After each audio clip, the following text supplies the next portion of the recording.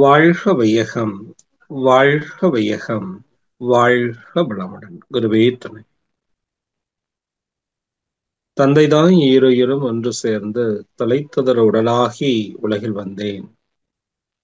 அந்த ஈருயிர் வினைகள் அறமோ மற்ற என் சொத்தாச்சு. இந்த அரும் பெரும் பிறவியில் முன்பினை அறுத்து எல்லையில்லா மெய்ப்பொருளை அடைவதற்கு வந்த ஒரு உதவி குரு உயிரின் சேர்க்கை. குரு திருவடியை வணங்கி வாழ்வோம். ஆசான் அவர்களை வணங்கி அவர்களே சுகமாக நிரம்பி இந்த அமர்வை நிகழ்த்தி தர வேண்டும் என்ற உணர்வோடு துவங்குவோம். வாழ்க வளமுடன், வாழ்க வளமுடன். சான்றோர் பெருமக்களே, சிந்தனையாளர்களே, ஞானாசிரியர் பெருமக்களே, மதிப்புக்குரிய உலக சமுதாய சேவா சங்கத்தினுடைய தலைவர் உள்ளிட்ட அனைத்து நிலை பொறுப்பாளர்களே, உங்கள் அனைவருக்கும் என்னுடைய பணிவான வணக்கங்கள், வாழ்த்துக்கள். வாழ்க வளமுடன். இந்த அருமையான நிகழ்வை மிக அருமையாக தொகுத்து வழங்கி கொண்டிருக்கக்கூடிய உலக சமுதாய சேவா சங்கத்தினுடைய ஐடி துறையை சார்ந்த நிர்வாகிகளுக்கும், இதை திறம்பட நிகழ்த்தி கொண்டிருக்கக்கூடிய பேராசிரியர் பெருமக்களுக்கும் என்னுடைய பணிவான வணக்கங்களையும் தெரிவித்துக் கொண்டு இந்த நிகழ்வை துவங்குவதில் பெருமகிழ்வு. வாழ்க வளமுடன். சான்றோர் பெருமக்களே, இன்றைய சிந்தனையாக நாம கேள்வி பதில் செஷன் தான் வச்சிருக்கிறோம். இதுல நமக்கு எல்லா நிலைகளை ஒட்டியும் நம்ம கேள்விகளை எழுப்பி கொண்டு சிந்திக்கலாம். நமக்குள்ள தேடுதல் வருகிற போதுதான் அதற்கான விளக்கங்களும் வரும் அப்படின்னு சொல்லுவாங்க. இப்போ தேடணும், அந்த தேடுதலை உருவாக்கி கொண்டா அதுக்கு தேவையான ஆட்கள் தேவையான அளவுல விளக்கங்கள் கொடுக்கறதுக்கு இறையே ஏற்பாடு செய்துவிடும் என்பதுதான் இயற்கையினுடைய நியதி. ஆக அந்த வகையில இன்றைய தினம் நமக்கு அம்மா இன்ட்ரோடக்ஷன்லயே அழகா ஒரு பாடல் சொன்னாங்க. வித்து, நிலம், உரம், தண்ணீர் காவற்கு ஏற்ப விளைவதரும் அதற்கு ஒழுக்கம் என்ற உரம் அறிவி ஒன்றும்.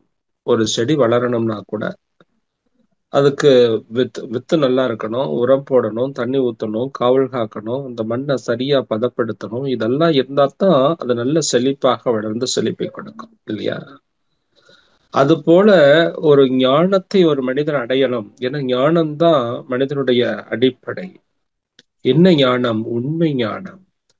அது என்னது உண்மை? நான் யாருங்கிற கேள்விக்கு பதில காணணும். தன்னை அறிதலே தலைவனை அறிதல் அப்படின்னு சொல்லுவாங்க, இல்லையா? அந்த அடிப்படையில தன்னை உணர்ந்து கொள்ளுதல், தன்னிலை விளக்கத்துல ஒரு முழுமை பெறு நிலையை அடைதல். இந்த முழுமை பெற்று அடையறதுக்கு அத்துவித தத்துவ வித்தை ஆசான் அறிவிலிட்டால், இந்த நல்ல விதைகளை, நல்ல ஞான விதைகளை ஆசான் மனம் என்னுங்கிற மனதை பண்படுத்தி, மனமென்னும் மண்ணை பண்படுத்தி நல்ல வித்தை, ஞானம்ங்கிற வித்தை அதில் விளைவிக்கும் போது, அதுல விதைச்சிட்டா அத்துவித தத்துவ வித்தை ஆசான் அறிவிலிட்டால் அதற்கு ஒழுக்கம் என்ற ஒரு அறிவு ஒன்றும். நாம எந்த அளவுக்கு ஒழுக்க நெறியோடு யாருக்கும் துன்பம் கொடுக்காம இருக்கிறோமோ அதுதான் அந்த வித்தை நல்லா வளர வைக்கும், இல்லையா? அப்படி வளர்ந்து வருகிற போது அதுக்கு நம்ம என்ன பண்ணணுமா? அத்துவித தத்துவ வித்தை ஆசான் அறிவிலிட்டால் அதற்கு ஒழுக்கம் என்ற உரம் அறிவு ஒன்றும். நித்த நித்தம் ஆராய்ச்சி நீ சலனமுற்று அருகுணங்களாக மாறா வித்தை என்னும் காவல். ஒவ்வொரு கணமும் ஆராய்ச்சியோட இருக்கணும். அந்த ஆராய்ச்சியில இருந்து கொண்டு அந்த இடத்துல 6 தீய குணங்கள் நம்ம இடத்துல எழாம மட்டும் நம்ம பார்த்துட்டோம்னு வச்சுங்க. நித்த நித்த ஆராய்ச்சி நீ சலனமற்ற அருகுணங்களா மாறா வித்தை என்னும் காவல், இவை அனைத்தும் வேண்டும் விளைவாக நீ அடையும் கனியே ஞானம். அந்த ஞானத்தினுடைய அடிப்படை என்னன்னா தன்னை உணர்தல், இல்லையா? நாம யாருன்னு தெரியணும். அந்த நான் யாருங்கிற கேள்விக்கு விடை காணணும்னு நிறைய பேர் ஓடி ஓடி ஓடி அலைஞ்சாங்க. எத்தனையோ இடங்களுக்கு ஓடி போய் ஆராய்ச்சி பண்ணினாலும் மனிதனுடைய சிந்தனை ஆற்றல் வளர வளர அவன் என்ன பண்ணான்னா, எப்படி இவ்வளவு விஷயங்கள் நிகழுதே, நமக்கும் இந்த இயற்கைக்கும் என்ன தொடர்பு அப்படின்னு சிந்தனை செய்து பார்க்கிற போது இந்த இயற்கையினுடைய ரகசியம் வியக்கத்தக்கதாக இருந்தது. தன்னை வேறு மிருகங்களோடு ஒப்பிட்டு பார்க்கிற போது தன்னுடைய சொரூபம் என்பது மிக உயர்ந்த சொரூபமாகவே அவனுக்கு தெரிந்தது. அப்பதான் அவன் சொல்றான், எப்போதும் அழியாத சொரூபம் நானே அப்படின்னு சொல்ற. என்னைக்கும் அழியாத சொரூபமாக இருக்கிறதா இந்த சொரூபம், இந்த உருவம். எப்போதும் ஏக மதம் சொரூபம் தானே, எல்லா மதங்களும் சொல்லக்கூடிய அந்த உருவம் நானாகவே இருக்கிறேன் அப்படின்னு உணர்கிறார். எப்போதும் பரிசுத்த சொரூபம் நானே, தூய்மையான ஆன்மாவாக இருக்கிறேன். எப்போதும் பிரஜான சொரூபம் நானே அப்படின்னு அர்த்தம். அறிவே இந்த வடிவமாக இருக்கிறது. எப்போதும் பரபிரம்ம சொரூபம் நானே, பிரம்மமே நானாக வந்திருக்கிறேன். இப்படி இடையறாது நம்ம சிந்தனை செய்து செய்து செய்து இதை உணர்ந்து கொண்டோம்னா அந்த ஒப்பில்லாத இலக்கணமில்லாத அந்த பேரறிவு நிலையை நாம் உணர்ந்து கொள்ள முடியுங்கிறது தான் திருமூலர் சொல்றார். என்னவென்று சொல்லுவேன், அந்த உண்மை நிலையை உணர்கிற போது என்னவென்று சொல்லுவேன், இலக்கணம் இல்லாததை. இப்படித்தான் இருக்குன்னு சொல்ல முடியாததை நான் எப்படி சொல்ல முடியும்? பண்ணுகின்ற செந்தமிழ் பதங்கடந்த பண்பென மின்னகத்தில் மின்னொடுங்கி மின்னதென்ன வாறுகோல் என் அகத்துள் ஈசனும் யானும் அல்லதில்லையே அப்படிங்கிறார். என் அகத்துள் ஈசனும் நானும் பிரிவுபடாம இருக்கிறத நான் உணர்ந்து கொள்ள முடிகிறது அப்படின்னு திருமூலர் பாடுறார். அப்ப அந்த பிரிவுபடாத அந்த பொருளை, எல்லா பொருளுக்குள்ளேயும் ஊடுருவி நிறைந்திருக்கக்கூடிய அந்த பொருளே, அந்த மெய்ப்பொருளே நானாக இருக்கிறேன்ங்கிற உண்மைத்தன்மையை உணர்வதுதான் ஞானம், இல்லையா? அந்த ஞான நிலையை அடையறதுக்கு அறிவு நிலையை பக்குவப்படுத்தணும். அறிவுங்கிறது அந்த அறிவுங்கிற வித்தை மனம்ங்கிற மண்ணுல போட்டு விதைக்கணும். அப்ப அந்த மனசு அன்னமய கோஷத்திலேயே இருந்து கொண்டிருந்தா அது எப்படி இருக்கும்? சாதாரண விளைச்சல் இல்லாத மனசா இருக்கும். அந்த அன்னமயத்திலிருந்து மனோமய கோஷத்திலிருந்து மாத்தி, மனோமயத்திலிருந்து பிராணமயத்துக்கு மாத்தி, பிராணமயத்திலிருந்து விஞ்ஞானமயத்துக்கு மாத்தி, விஞ்ஞானமயத்திலிருந்து ஆனந்தமய கோஷ நிலைக்கு கொண்டு போயிட்டோம்னா, அந்த ஆனந்தமய கோஷத்துக்கு மனம் போக போக இறைங்கிற அந்த தத்துவ வித்து நமக்குள் விருட்சமாக வளர ஆரம்பிக்கும். அப்படி விருட்சமாக வளருகிற போது நமக்கு என்ன தெரியும்? எல்லா இடத்திலும் இருக்கக்கூடிய இறையை கண்டுபிடிச்சிடலாம். அது ஒரு மகான் பாடலா பாருங்க, திருமூலர் தான் அதுக்கும் ஆதாரமே. கட்டையால் செய்த தேவரும், கல்லினால் செய்த தேவரும், மட்டையால் செய்த தேவரும், மஞ்சளால் செய்த தேவரும், சட்டையால் செய்த தேவரும், சாணியால் செய்த தேவரும், வெட்ட வெளி அதன்றி மற்ற வேறு தெய்வம் இல்லையே. அப்ப எல்லாருமே அனுபவிச்சு உணர்ந்த ஒரு பொருள் எதுன்னா அந்த வெட்ட வெளி. அதுதான் மகரிஷி சுத்த வெளி அப்படின்னு சொல்றார். அந்த சுத்த வெளியே தெய்வம்ங்கிற நிலையை உணர்ந்து கொள்ளுகிற போது அது எல்லா இடத்திலும் நீக்கமர நிறைந்திருக்கணும், அது அரூப நிலையாக இருக்கணும் அப்படின்னு உணர்ந்தாங்கல்ல. அதை உணர்ந்த போதுதான் திருவள்ளுவர் சொல்றார், எப்பொருள் எத்தன்மையாயினும் அப்பொருள் மெய்ப்பொருள் காண்பது அறிவு. இல்லையா? எந்த பொருள் என்ன தன்மையில இருந்தாலும் சரி, அந்த பொருளாக இருக்கிறது மெய்ப்பொருளே என்பதை நாம எப்போதும் உணர்ந்து கொள்ள முடியும். அப்படி உணர்ந்து கொள்ளுகிற போது அந்த வெட்டவெளிக்கு எவ்வளவு அளப்பரிய சக்தி இருக்கிறது, அந்த அளப்பரிய சக்தி எப்படி இத்தனை பிரபஞ்ச தோற்றங்களாக மாறி இருக்கிறது அப்படிங்கிறதெல்லாம் நாம என்ன பண்ணிக்க முடியும், நல்லா உணர்ந்து கொள்ள முடியும். அப்படி உணர்ந்து கொள்ள என்ன ஆகும்னா, நமக்குள்ள இருக்கக்கூடிய அந்த தெய்வீகம், நம்மளை சூழ்ந்து இருக்கக்கூடிய தெய்வீகம், அதாவது பாரதி பாடுவான்ல, உள்ளும் புறமும் உள்ளதெல்லாம் தானாகும் வெள்ளம் ஒன்று உண்டாம் அதை தெய்வம் என்பார் வேதியரேன்னு பாடுறான்ல, அந்த தெய்வ நிலையை நாம் முழுமையாக உணர்ந்து கொள்ள முடியும். அப்படி உணர்ந்து கொண்டதுக்கு ஓடி ஓடி உட்கலந்த ஜோதின்னு பாடல, ஓடி ஓடி எல்லாம் தேடணும். அப்படி ஓடி ஓடி தேடி அலைஞ்சு ஓஞ்சு போய் ஒரு இடத்துல உட்காருகிற போதுதானே இந்த ஞானம் கிடைச்சது. அந்த நிலைக்கு நம்ம வரணும். அப்போ அசைந்து கொண்டே இருக்கிற வரைக்கும் அசைவற்ற பொருளுடைய தன்மையை உணர முடியாது. அப்ப அசையற்ற பொருளை உணரணும்னா அசையாமல் இருக்க பழகணும். அப்படி அசையாம இருக்க பழகிறதே ஒரு பெரிய பயிற்சி, இல்லையா? நம்ம என்ன பண்றோம், ஓடி ஓடி எங்கெங்கோ தேடுறோம், இல்லையா? எங்கெல்லாம் தேடுறோம், காண வேண்டும் என்று நீர் கடல் மலைகள் ஏறுவீர், எல்லா இடத்துலயும் ஏறி இறங்கி தேடுறோம். கடல்ல போய் பார்க்கிறோம், மலையில போய் ஏறி பார்க்கிறோம், எல்லா இடத்துலயும் தேடுறோம். இதுவே ஆணவம் அதல்லவோ அறிவில்லாத மாந்தரேன்னு ஒரு மகான் பாட்டார். நீ இப்படி தேடி ஓடுறதே ஒரு விதமான ஆணவம் தானே. அந்த ஆணவத்தை எப்ப நீ அழிக்க போற, இல்லையா? தேடுதலை எப்ப நிறுத்திக் கொள்ளுகிறீர்களோ அப்பொழுதுதான் உங்களுக்குள் இருக்கக்கூடிய தெய்வீகம் வெளிப்படும். இருள் இருக்கிறது எல்லா இடத்துலயும். வெளிச்சம் வந்ததுனால இருட்டு மறைஞ்சு போச்சு இல்லையா? வெளிச்சம் போயிடுச்சுன்னா இருட்டு ஆயிடுங்க. அப்ப இருக்கிறத நம்ம உணர முடியும். அப்ப எல்லா இடத்திலும் நீக்கமர நிறைந்திருக்கக்கூடிய ஒன்றை நான் தேடுகிறேன், தேடி போகிறேன், தேடி போகிறேன் சொல்லி இங்க இருக்கிறத விட்டுட்டு எவ்வளவு தூரத்துக்கு நம்ம தேடி அலைஞ்சாலும் அது ஒரு விதமான ஆணவ போக்கு தானே. இந்த ஆணவம்ங்கிற அந்த நிலை வந்துருச்சுன்னா 6 தீய குணங்கள் நம்ம இடத்துல தானா வந்துரும் இல்லையா?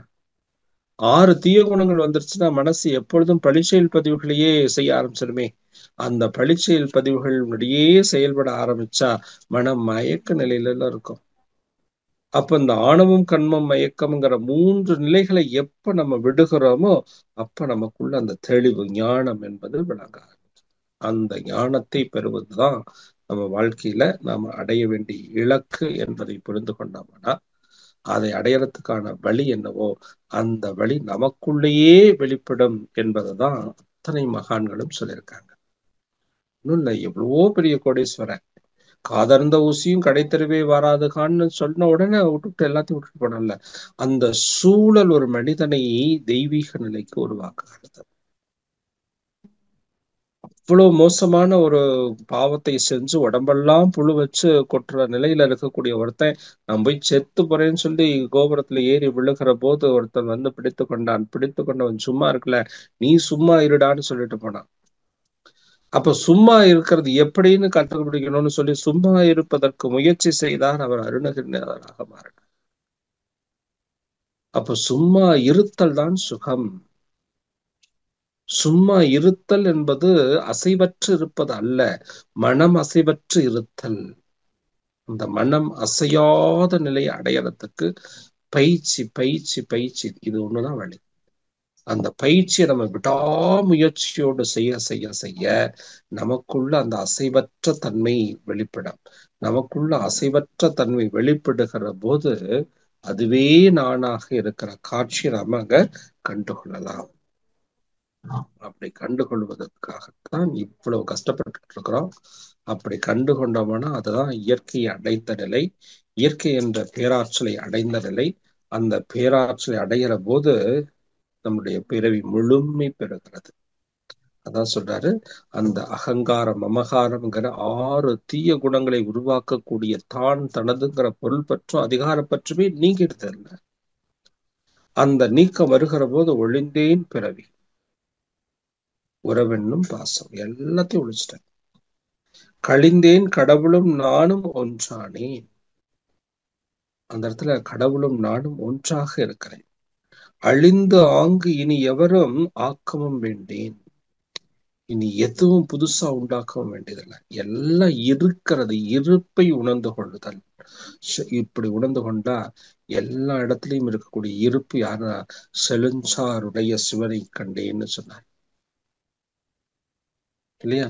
அப்ப அந்த சிவப்பொருளை, அந்த முழு பொருளை, அந்த முழுமுதற் பொருளை, அசைவற்ற பொருளை, இயக்க நிலையில் இல்லாத பொருளை, ஸ்டாட்டிக் போர்ஸா இருக்கக்கூடிய ஒரு பொருளை இத்தனை தோற்றங்களாகவும் நானுமாகவும் இருக்கிறேன்ங்கிற அந்த கருத்தை நாம் உணர்ந்து கொண்டோம்னா அந்த இடத்துல முழுமை. யானே என்னை அறிகளாதே, யானே என்னை என்னதே என்றிருந்தேன், யானே என்னதே என்றிருந்தேன், யானே நீ என் உடமையும் நீயே, யானே நீ என் உடமையும் நீயே, வானே ஏத்தும் என் வானவர் வீடே அப்படின்னு சொன்ன. நானும் நீயும் ஒன்றாக இருக்கிறத நம்ம பார்க்கிறோம். மகரிஷி அழகா சொல்ற, உன்னிலே நான் அடங்க என்னுள்ளே நீ விளங்க உனது தன்மை ஒளிர எனதுள்ளம் தூய்மை பெற்றேன். இந்த எனது உள்ளம் தூய்மை பெறுகிறவர் என்னாச்சு, இன்னும் பேர் என்ன வேண்டும், இப்பேறு பெற்ற பின்னர் எடுத்த மனித பிறப்பு எய்தியதை முழுமைன்னு முடிச்சிட்டார். அப்ப மனித பிறப்பினுடைய முழுமை இறையோடு கலத்தல். அப்படி கலக்கிற போது அது நமக்குள் வெளிப்படும். அந்த வெளிப்பாடு 6 தீய குணங்களை போக்கும். அந்த போக்குதல் தான் வீடு பெற்ற நிலை என்பதை ஒரு அறிமுக உரையாக சொல்லி இன்றைய சிந்தனைக்கு நம்ம போகலாம்.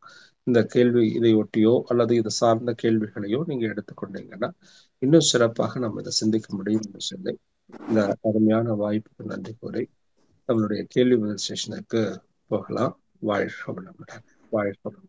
நன்றிகள் ஐயா. வாழ்க வளமுடன். சிறப்புங்கய்யா. தேடுதல் வரும்போதுதான் நமக்கு தேவையான ஆட்களை நியமிக்கும் இந்த இறைவன் ஏற்பாடு. உண்மை ஞானம், நான் யார், தன்னை உணர்ந்து கொள்ளுதல், அத்துவித தத்துவத்தை ஆசான் நமக்கு கொடுத்திருக்காரு. மனம் எனும் மண்ணில் விதைக்க வேண்டும். மனம் என்ற விதையை மண்ணில விதைக்கணும். ஒழுக்க நெறியோடு உரம் இட வேண்டும். தன்னை உணர்ந்தால் நான் யார் என்பதற்கு விடை கிடைக்க வேண்டும். இயற்கையின் ரகசியம் எப்போது அழியாத சுரூபமாக நானே இருக்கிறேன். எப்போது ஈகை மதம் எல்லாமே எப்போது ஈகை மதம் சொல்லுது. எப்போதும் பரிசுத்த விஷயங்களை நாம் தெரிந்து கொள்வது, எப்போதும் பிரஜானமாக இருப்பது, எப்பொழுதும் பரபிரம்ம ஸ்வரூபமாக நானே இருப்பது. இந்த ஒப்பில்லாத இந்த விஷயத்தை தெரிந்து கொள்வதற்கு தான் மகரிஷி நமக்கு இந்த மனவளக்கலை பயிற்சியை நமக்கு வடிவமைத்து கொடுத்திருக்கார்கள். என்னவென்று சொல்லுவேன் இலக்கணம் இல்லாததை அப்படின்னு அந்த சுத்தவெளியை பத்தி ரொம்ப நிறைய விஷயங்கள் நம்மளுக்கு தெளிவுபடுத்திருக்கிறார் மகரிஷி. என் அகத்துள் ஈசனும் நான் பிரிவுபடாமல் இருப்பதை எப்படி சொல்லுவேன்? இதுதான் ஞானம். அறிவு என்ற வித்தை மண்ணில் விதைக்க வேண்டும். அது அன்னமய கோஷத்துல இருந்து மனோமய கோஷம், மனோமய கோஷம் பிராணமய கோஷம், விஞ்ஞானமய கோஷம், ஆனந்தமய கோஷமாக மாற்றுவதற்கான பயிற்சி முறைகளை நமக்கு வடிவமைச்சிருக்காரு. எல்லா இடத்திலும் உள்ள எதுவோ கட்டையால் செய்தது, கல்லால் செய்தது, மஞ்சளால் சாணியால் செய்தது எல்லாமே அந்த ஒரு இறைவனை நினைத்து செய்ததுதான். அந்த சுத்தம்தான் தெய்வம் அப்படின்னு மகரிஷி சொல்லியிருக்காரு. மகரிஷி சொன்னது, திருமூலர் சொன்ன பாடல்கள், பாரதியார், திருவள்ளுவர் எல்லாரையும் நீங்க பண்ணி சொல்லியிருக்கீங்க. பட்டினத்தார், அருணகிரிநாதர் இவங்களையும் கோட் பண்ணி சொல்லியிருக்கீங்க. ஓடி ஓடி நம்ம அலைந்து தேடியது என்ன? அது அசையாது இருக்க பழகுவதுதான் ஒரு முயற்சி. அதனால எங்கேயுமே ஓடி ஓடி தேட வேண்டாம். அசையாமல் இருக்கும் அந்த பயிற்சி முறைகளை தான் நம்மளுக்கு மௌனமாக மனதை அசைக்காமல் இருப்பதற்கான பயிற்சி முறைகளை தான் மௌனமாக மகரிஷி கொடுத்திருக்கிறாரு. ஆணவத்தை அழிக்க போகிறார். எப்ப நீ அந்த ஆணவத்தை அழிக்க போகிறார் அப்பதான் நமக்கு அந்த ஞானம் என்ற பொக்கிஷம் தெரியும். மனம் அசையாது இருக்கும் நிலை பயிற்சி தான். இயற்கை என்ற பேராற்றலை தான் தனது என்ற அதிகாரப்பற்று பொருள் பற்றிலிருந்து விடுபட்டு அழிந்தேன், கடவுளும் நானும் ஒன்றேன், இருப்பை உணர்ந்து கொள்வது, சிவபொருளே முழுமுதற் பொருளே இத்தனை தோற்றமாக மாறி இருக்கிறது அப்படின்னு நம்ம அதை உணர்றதுக்கான பயிற்சி முறைகளை நாம அதற்குண்டான வழிமுறைகளை நாம் ஞானப்பாதையை நோக்கி செல்கின்ற இந்த பயணத்தில் நமக்கு எத்தனை விஷயங்கள் சந்தேகங்களாக புரியாத விஷயங்களாக இருக்கிறது. அதை பற்றி தெரிந்து கொள்வதற்காகத்தான் இன்று நம்மிடையே ஐயா அவர்கள் இணைந்துள்ளார்கள்.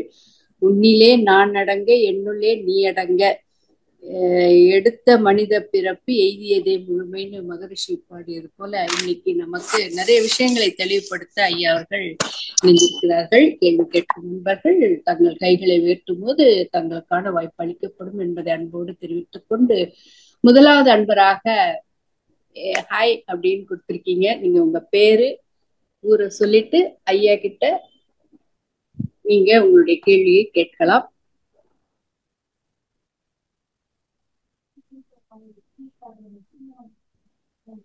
வாழ்க வளமுடன். ஐயா உங்களுக்கு அன்மிட் கொடுத்தாச்சுங்கய்யா. ஐயா வாழ்க வளமுடன். வாழ்க வளமுடன் ஐயா. என்னுடைய பேர்ல ராஜாராமன், சென்னை பழந்தாங்கள்.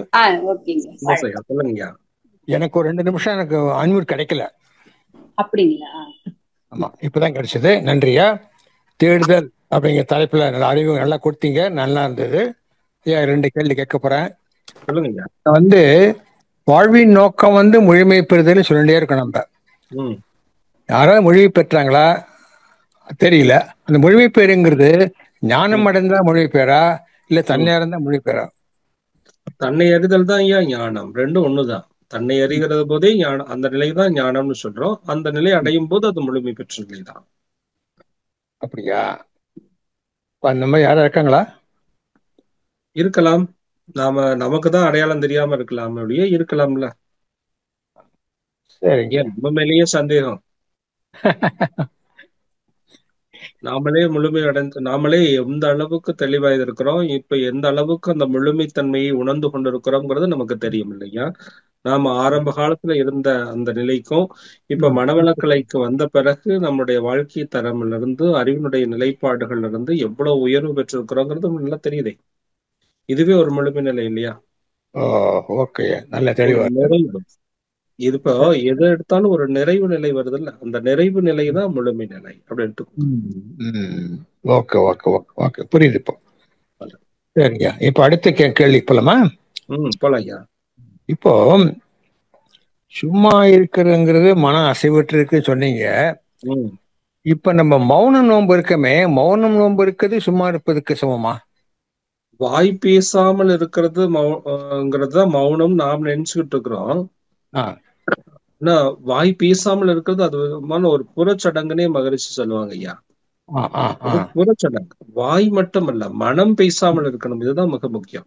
மௌனம் என்பது மனமடக்க நிலைதான் மௌனம். அப்ப மனசு எப்ப அடக்கம் வரும் அப்படின்னா, உடல் அசையாத போது மனம் அசையாது.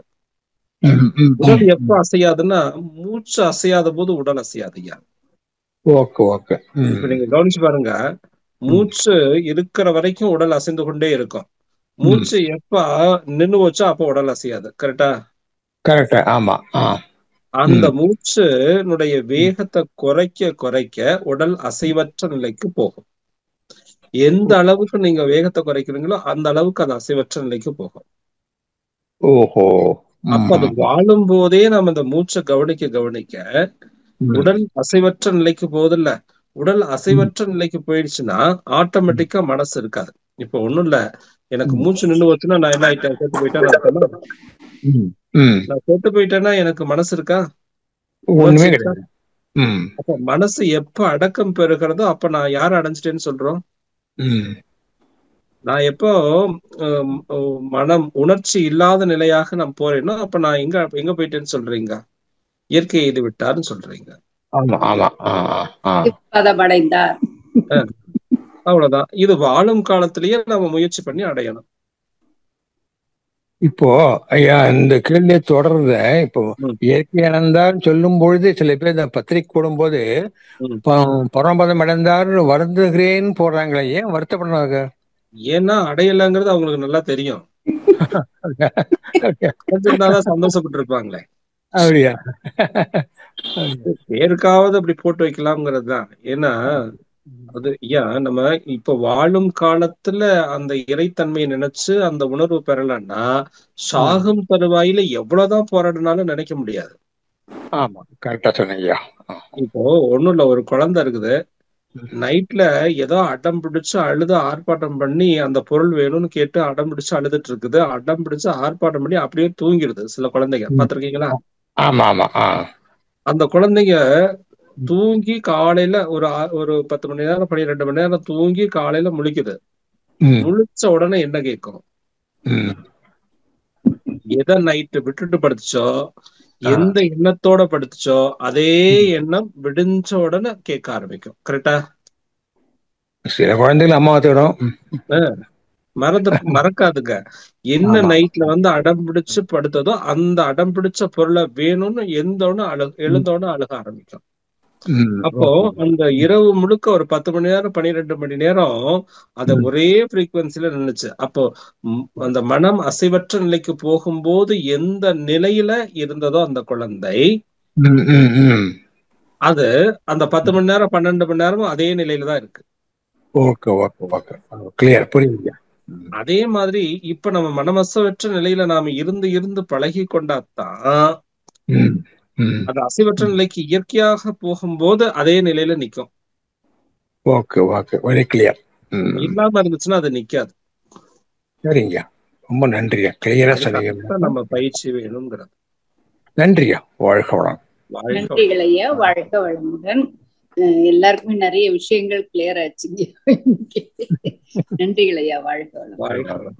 அடுத்ததாக சுதர்ஷன் ஆர் ஐயா, நீங்க ஐயா கிட்ட உங்களுடைய கேள்விகள் கேட்கலாம்.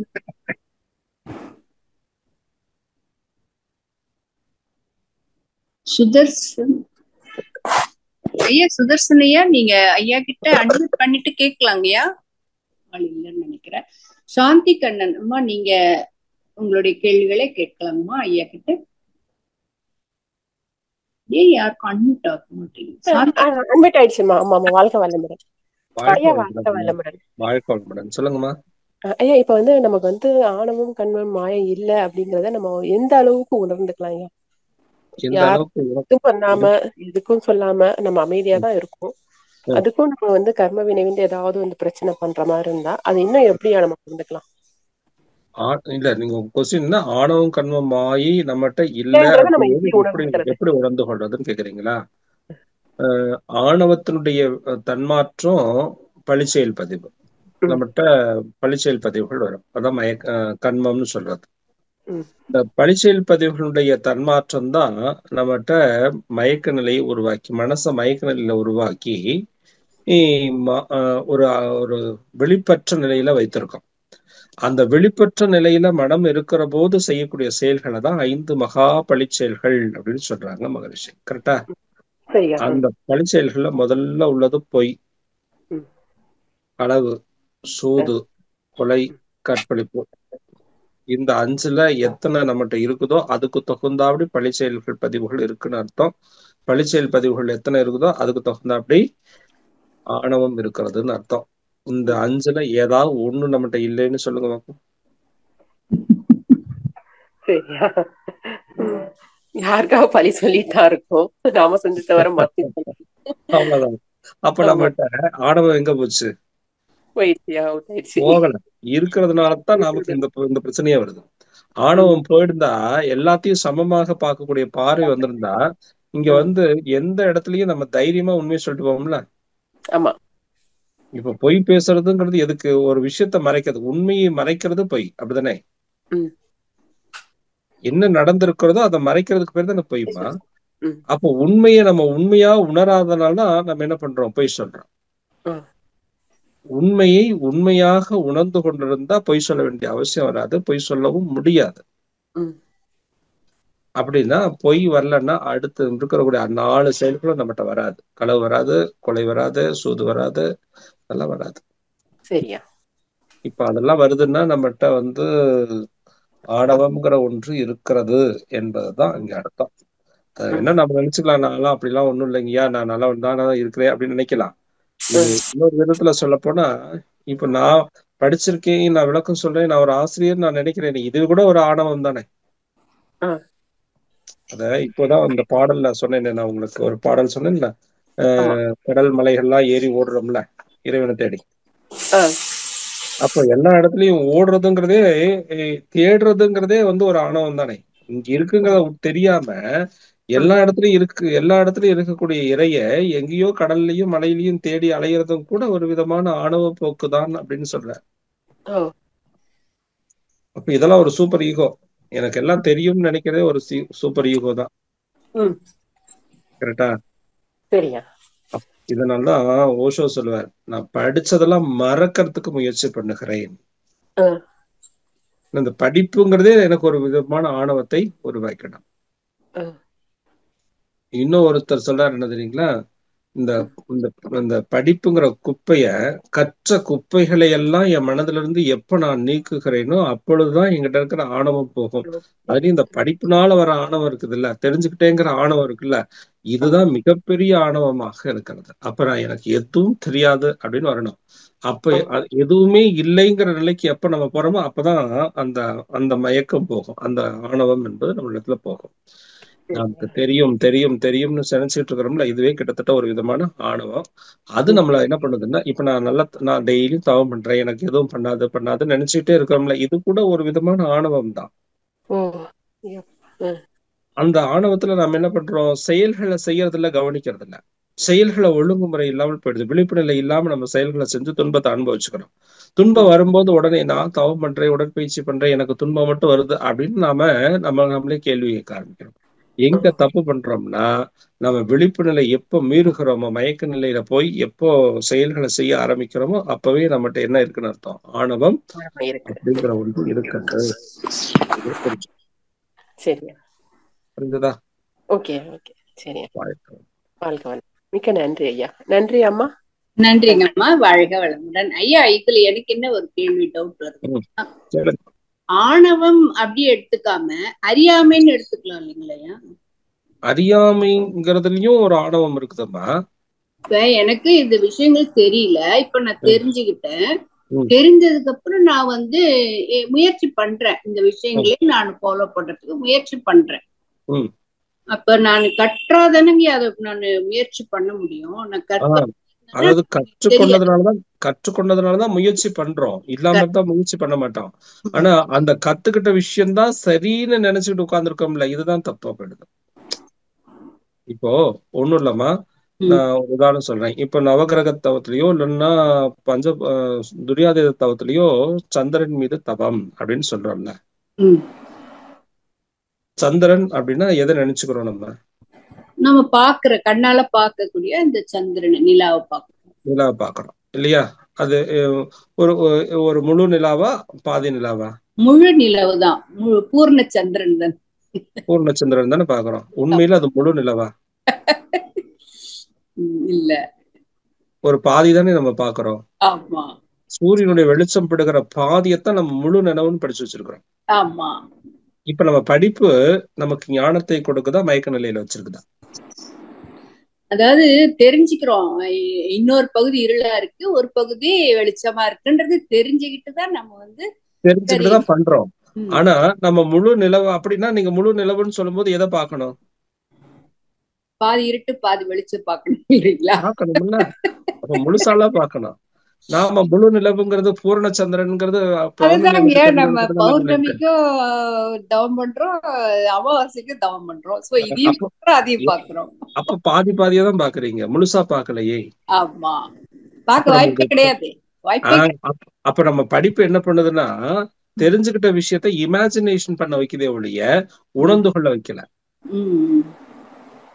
சொல்றது புரியுதாமா? இப்ப நீங்க அங்கேயே போய் உணர்ந்து கொள்றது உணர்வு. இப்ப நமக்கு எப்படின்னா, மிட்டாய் எப்படி இருக்கும்னு கேட்டா இனிப்பா இருக்கும்னு சொல்லி கொடுத்துருக்காங்க, அதனால நம்ம இனிப்பா இருக்கும்னு சொல்லிக்கிட்டு இருக்கிறோம். ஆனா இனிப்பு எப்படி இருக்கும்னா என்ன பண்ணணும்?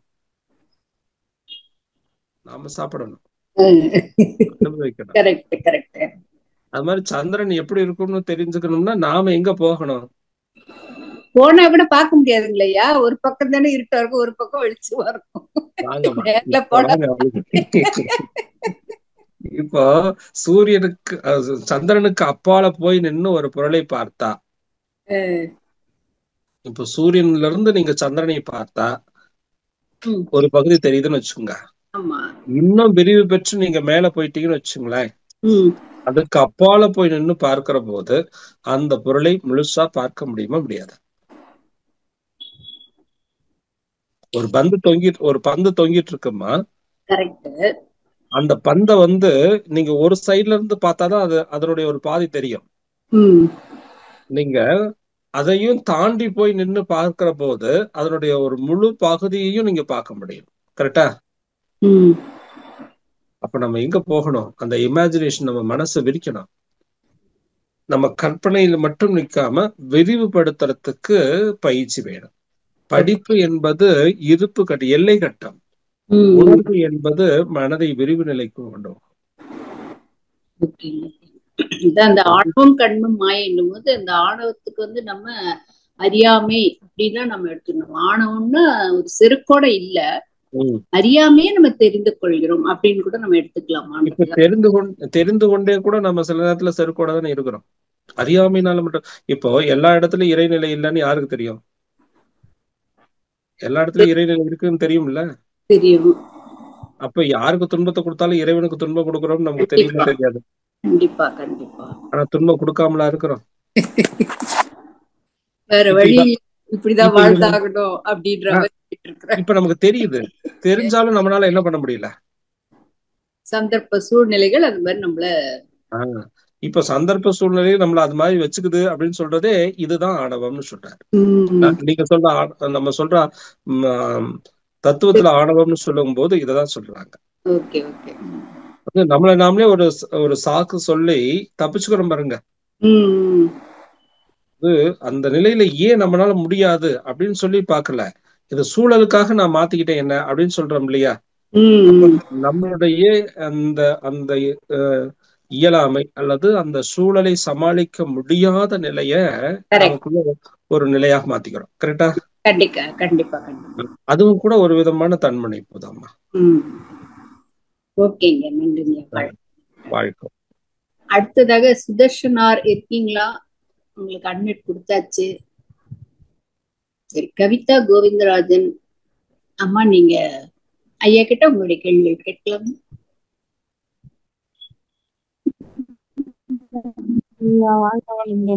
முன்னாடியே கேட்டாங்க, அதாவது அவங்க கூட ஒரு விதமான ஆணவம் சொன்னீங்க, அது நிஜம். ஆனா நான் வந்து கைலாயம் பார்த்துட்டேன், 12 ஜோதிலிங்கத்தை பார்த்துட்டேன், அப்புறம் வந்து கங்கையில குளிச்சுட்டேன், அந்த மாதிரி எல்லாம் சொல்லி பெருசா பண்ணிக்கிறாங்கல்ல, அதுவும் ஒரு விதமான ஆணவம் தானே? ஆமா ஆமா. அதான் அதுவும் ஏன் பக்தி மார்க்கத்திலயும் ஆணவம் இருக்கு, ஞான மார்க்கத்திலயும் ஆணவம் தான் இருக்குது. ஆணவம் தான் வருது. நான் இதுவாயிட்டேன் அதுவாயிட்டேன், எனக்கு பிரபஞ்சம் தெரிஞ்சிச்சு, எனக்கு இறைவன் அடைஞ்சிட்டேன், அதுவும் ஒரு ஆணவம் தானே? கண்டிப்பாமா. அதனாலதான் உணர்ந்தவர்கள் வந்து உணர்த்துறதுக்குத்தான் முயற்சி பண்ணாங்களே ஒழிய சொல்லி கொடுக்கவோ அல்லது தன்னை பத்தி பிரபலப்படுத்திக்கவோ அவங்க நினைக்கல. மகர்ஷி எடுத்துக்கங்க, மகர்ஷியை மட்டும் உதாரணம் எடுத்துங்க, நீங்க வேற யாரையும் எடுத்துக்க வேணாம், மகர்ஷி எடுத்துங்க.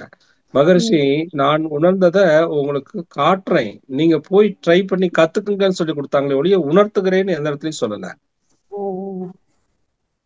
சரியா? நான் உணர்ந்த வழி, நான் இப்படி வந்து இந்த இடத்துல உணர்ந்துட்டேன், அந்த வழியில கூட்டிட்டு போய் உங்களை விட்டுறேன், நீங்க கத்துக்குங்க. நான் கண்டுபிடிச்ச, நான் ஒரு உயரமான இடத்துல வந்து நின்னுகிட்டு பாக்குறேன், எல்லா இடமும் தெரியுது. அப்ப என் தோல் மேல நீங்க ஏறி பாத்தீங்கன்னா இன்னும் கொஞ்சம் தெரியும்ல. அதனால நீங்க என் தோல் மேல ஏறி நின்று பாருங்கன்னு சொன்னார் மகரிஷி. இன்னைக்கு இருக்கக்கூடிய சூழல்ல அப்படி யாரும் இல்லைல்ல. எல்லாருமே நான் உணர்ந்தேன், நான் செஞ்சேன், நான் கத்துக்கிட்டேன், இப்படித்தானே போறோம். மத்தவங்களுக்கு கத்து தர மாட்டேன்றாங்க. அப்படியே கத்து தந்தாலுமே நான் அடைஞ்சிட்டேன், நீங்க அடையல, நான் பார்த்துட்டேன் பார்க்கல, இப்படியே தானே சொல்றாங்களே தவிர யாருமே வந்து நான் பார்த்ததை உணர்ந்ததை வந்து விளக்கவும் மாட்டேன்றாங்க. பரவாயில்ல, நான் வந்து சித்தராயிட்டேன், நான் வந்து பிரபஞ்சத்துக்கு போயிட்டேன், எனக்கு ஃபுல்லா தெரிஞ்சிச்சு, அது மாதிரிலாம் சொல்லும் போது அது நிஜமா அப்படின்னு யோசிக்க வைக்குது இல்ல நம்மளே. அது ஆணவம் இல்ல, அது அறியாமையில பேசுறாங்களா, ஒன்னும் புரிய மாட்டேங்குது. இத நீங்க எங்க உணரலாம்னா அவங்களுடைய உணர்ந்தவர்களுடைய செயல்பாடுகளை வச்சுக்கிட்டு நீங்க பாக்கலாமா. இப்போ அவங்களுடைய செயல்பாடுகள் மாறி போச்சு அப்படின்னா, செயல்பாடுகள் வந்து அந்த உயர்ந்த நிலையில இருக்கு அப்படின்னா ஓகே, அவங்க அடைஞ்சிருக்காங்க. இவங்க எல்லையற்ற நிலை, அதாவது பொருள், புகழ், செல்வாக்கு, புலன் என்பா, இந்த 4ல எல்லை கட்டி இருந்தாங்கனாலே அடையலன்னு முடிவு பண்ணிக்க வேண்டியதான். ஒரு சிலர்லாம் அடைஞ்சிட்டா வீட்டிலேயே இருக்க முடியாது, அவங்க வந்து வெளியில தான் போயிடுவாங்க, ஒண்ணுமே ஆசையே இல்லாம நிலைக்கு போயிடுவாங்க, அந்த மாதிரி அடைஞ்சா அப்படின்னு சொல்றாங்க. அதுவும் நிஜங்களா? ஆசையற்ற நிலைங்கிற போது வரதான் செய்யுமா. ஏன்னா உங்களுக்கு வந்து ஒரு விதமான ஒரு முழுமை நிலை அடையும் போது, ஒரு வெறுமை தன்மை அடையும் போது அந்த வெறுமை தன்மையை உங்களுடைய தன்மையாக மாறும்ல. அது எப்ப அடையும்னா அந்த கடைசி நிலை. அதெல்லாம் வந்து அந்த அளவுக்கு தீவிரமா இருக்கணும். எப்படின்னா இப்போ அருணகிரிநாதர் எடுத்துக்கோங்க, அவர் நீங்க முருகன் வந்து சும்மா இருடான்னு சொல்லிட்டு போனாராம். சும்மா இருடான்னா நான் எப்படி சும்மா இருக்கிறதுன்னு உட்கார்ந்து இருந்து பார்த்தான், முடியல. அப்புறம் தீவிரமாக போய் சண்டை போட்டான், இல்ல எனக்கு வழிய காட்டுன்னு சொல்லி. அப்பதான் வந்து அந்த பதிகங்களை எல்லாம் பாடி அவர் வந்து அந்த நிலையை அடைகிறார். கரெக்டா இல்லையா? அந்த தீவிரமான ஒரு வெறித்தனம், இன்னைக்கு ஒரு நாள் செஞ்சுட்டு நாளைக்கு ஒரு நாள் செஞ்சுட்டு நம்ம அடைய முடியாது. அந்த தீவிரமான ஒரு பற்று அது மேல அடையும் போது அப்பதான் நம்ம அடைய முடியும். அது ஒரே நாள்ல அடையலாம், 10 நாள்ல கூட அடையலாம். இன்னொன்னு கேக்குதுங்களா? அப்ப சாணிய மஞ்சள்ல எல்லாம் புடிச்சு வச்சு கடவுளை கும்பிடுறாங்க, அதுலயும் பலன் இருக்காங்களா? அதைத்தானே இன்னைக்கு இப்போ அறிமுக உரையிலேயே சொன்னேன். அது எல்லாத்துக்குள்ளேயும் இருப்பது சுத்த வெளிதான். சுத்த வெளியே தான் இத்தனை தோற்றங்களாக இருக்குங்கிறத நமக்கு சொல்றதுக்காக சொன்ன விஷயங்கள் தான் அத்தனையும். அப்ப நீங்க எதை வணங்கினாலும் அதனுடைய உட்பொருளாக இருப்பது எது? சுத்த வெளிதாம்மா. நீங்க கட்டையை வணங்கினாலும் சரி, தானியை வணங்கினாலும் சரி, மண்ணை வணங்கினாலும் சரி, எதை வணங்கினாலும் சரி, அதனுடைய உட்பொருள் என்பது எதுன்னு பாத்தீங்கன்னா வெறும் சுத்த வெளி தானே. அப்ப அதுல வணங்குறது தப்பு ஒண்ணும் இல்லையே. ஆனா அந்த இடத்துல மட்டும்தான் இருக்குன்னு சொல்லதான் தப்பு. அது மட்டும் அல்ல, எல்லா பொருளுமாக இருக்கிறதும் இறை அப்படின்னு சொல்லி கொடுக்கதான் மனவளக்கலை. சரிங்கய்யா, நன்றிங்கய்யா. வாழ்த்துக்கள். வாழ்க்கை வளமுடன். வாழ்க வளமுடன்மா. நன்றிகளம்மா. வாழ்க. அடுத்ததாக கிருபாநிதி அம்மா, நீங்க ஐயா கிட்ட உங்களுடைய கேள்விகள் கேட்கலாமா? கிருபாநிதி அம்மா அன்மிட் கொடுத்தாச்சுங்கம்மா. ஆமா, வாழ்க வளமுடன். வாழ்க வளமுடன் ஐயா. வாழ்க வளமுடன். வாழ்க வளமுடன். வாழ்க வளமுடன். ரொம்ப ஐயா, நான் முதல்ல உங்கள்கிட்ட கேட்டுக்கிறது, இப்ப போன மாசம் நீங்க அனைத்தையும் கடந்துடு அப்படின்னு ஒரு தலைப்புல அழகா ஒரு 15 நிமிஷம் 20 நிமிஷம் பேசணும். 20 நிமிஷம் இல்ல, அன்னைக்கு போன வாரம் கூடவே பேசணும். ஆனா நீங்க அதை நான் பேசையில அதை கேட்டுட்டு இருந்தேன். உங்கள்கிட்ட சில சந்தேகம் கூட கேட்டேன்.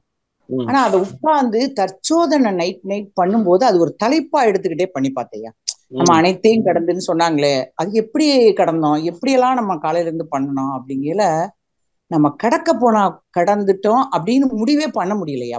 கடந்துட்டோம்னு கூட முடிவு பண்ண முடியல. அன்னன்னைக்கு நம்ம சில தவறுகளோ அல்லது சில தடுமாற்றங்களோ வந்துட்டு தான் இருக்கு. அதுக்கு நம்ம தவந்தான் காரணமா, இல்ல நம்மளுடைய நானா ஒரு சமாதானப்படுத்திக்கிறேன் நம்மளுடைய கர்மவனே அப்படின்னு சஞ்சீத கர்மம் அப்ப நம்ம சமாதானப்படுத்திக்கிறோமா, இல்ல அதுல இருந்து மீண்டு வர முடியலையா ஐயா? அதுக்குதான் தற்சோதனை. இந்த தற்சோதனை இப்ப நீங்க அந்த இடத்துல ஏன் நம்ம கடக்க முடியல அப்படின்னு நீங்க கேள்வி கேட்டீங்கனாலே அந்த அந்த அந்த விஷயத்துக்கு அல்லது அந்த நிகழ்வுக்கு என்ன காரணம் அப்படின்னு கண்டுபிடிப்பீங்க. கரெக்டா?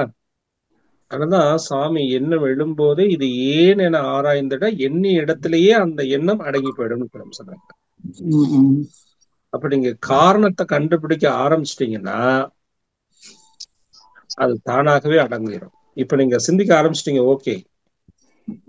ஆனா அதை இன்னும் கொஞ்சம் அதனுடைய காரணம், ஏன் அந்த சூழல்ல என்னால கடக்க முடியல, அதுக்கு என்ன காரணம்? பேராசையா, சின்னமா, கடும்பற்றா, முறையற்ற பழக்கவர்ச்சியா, உயர்தாழ் மனப்பான்மையா, வஞ்சமா?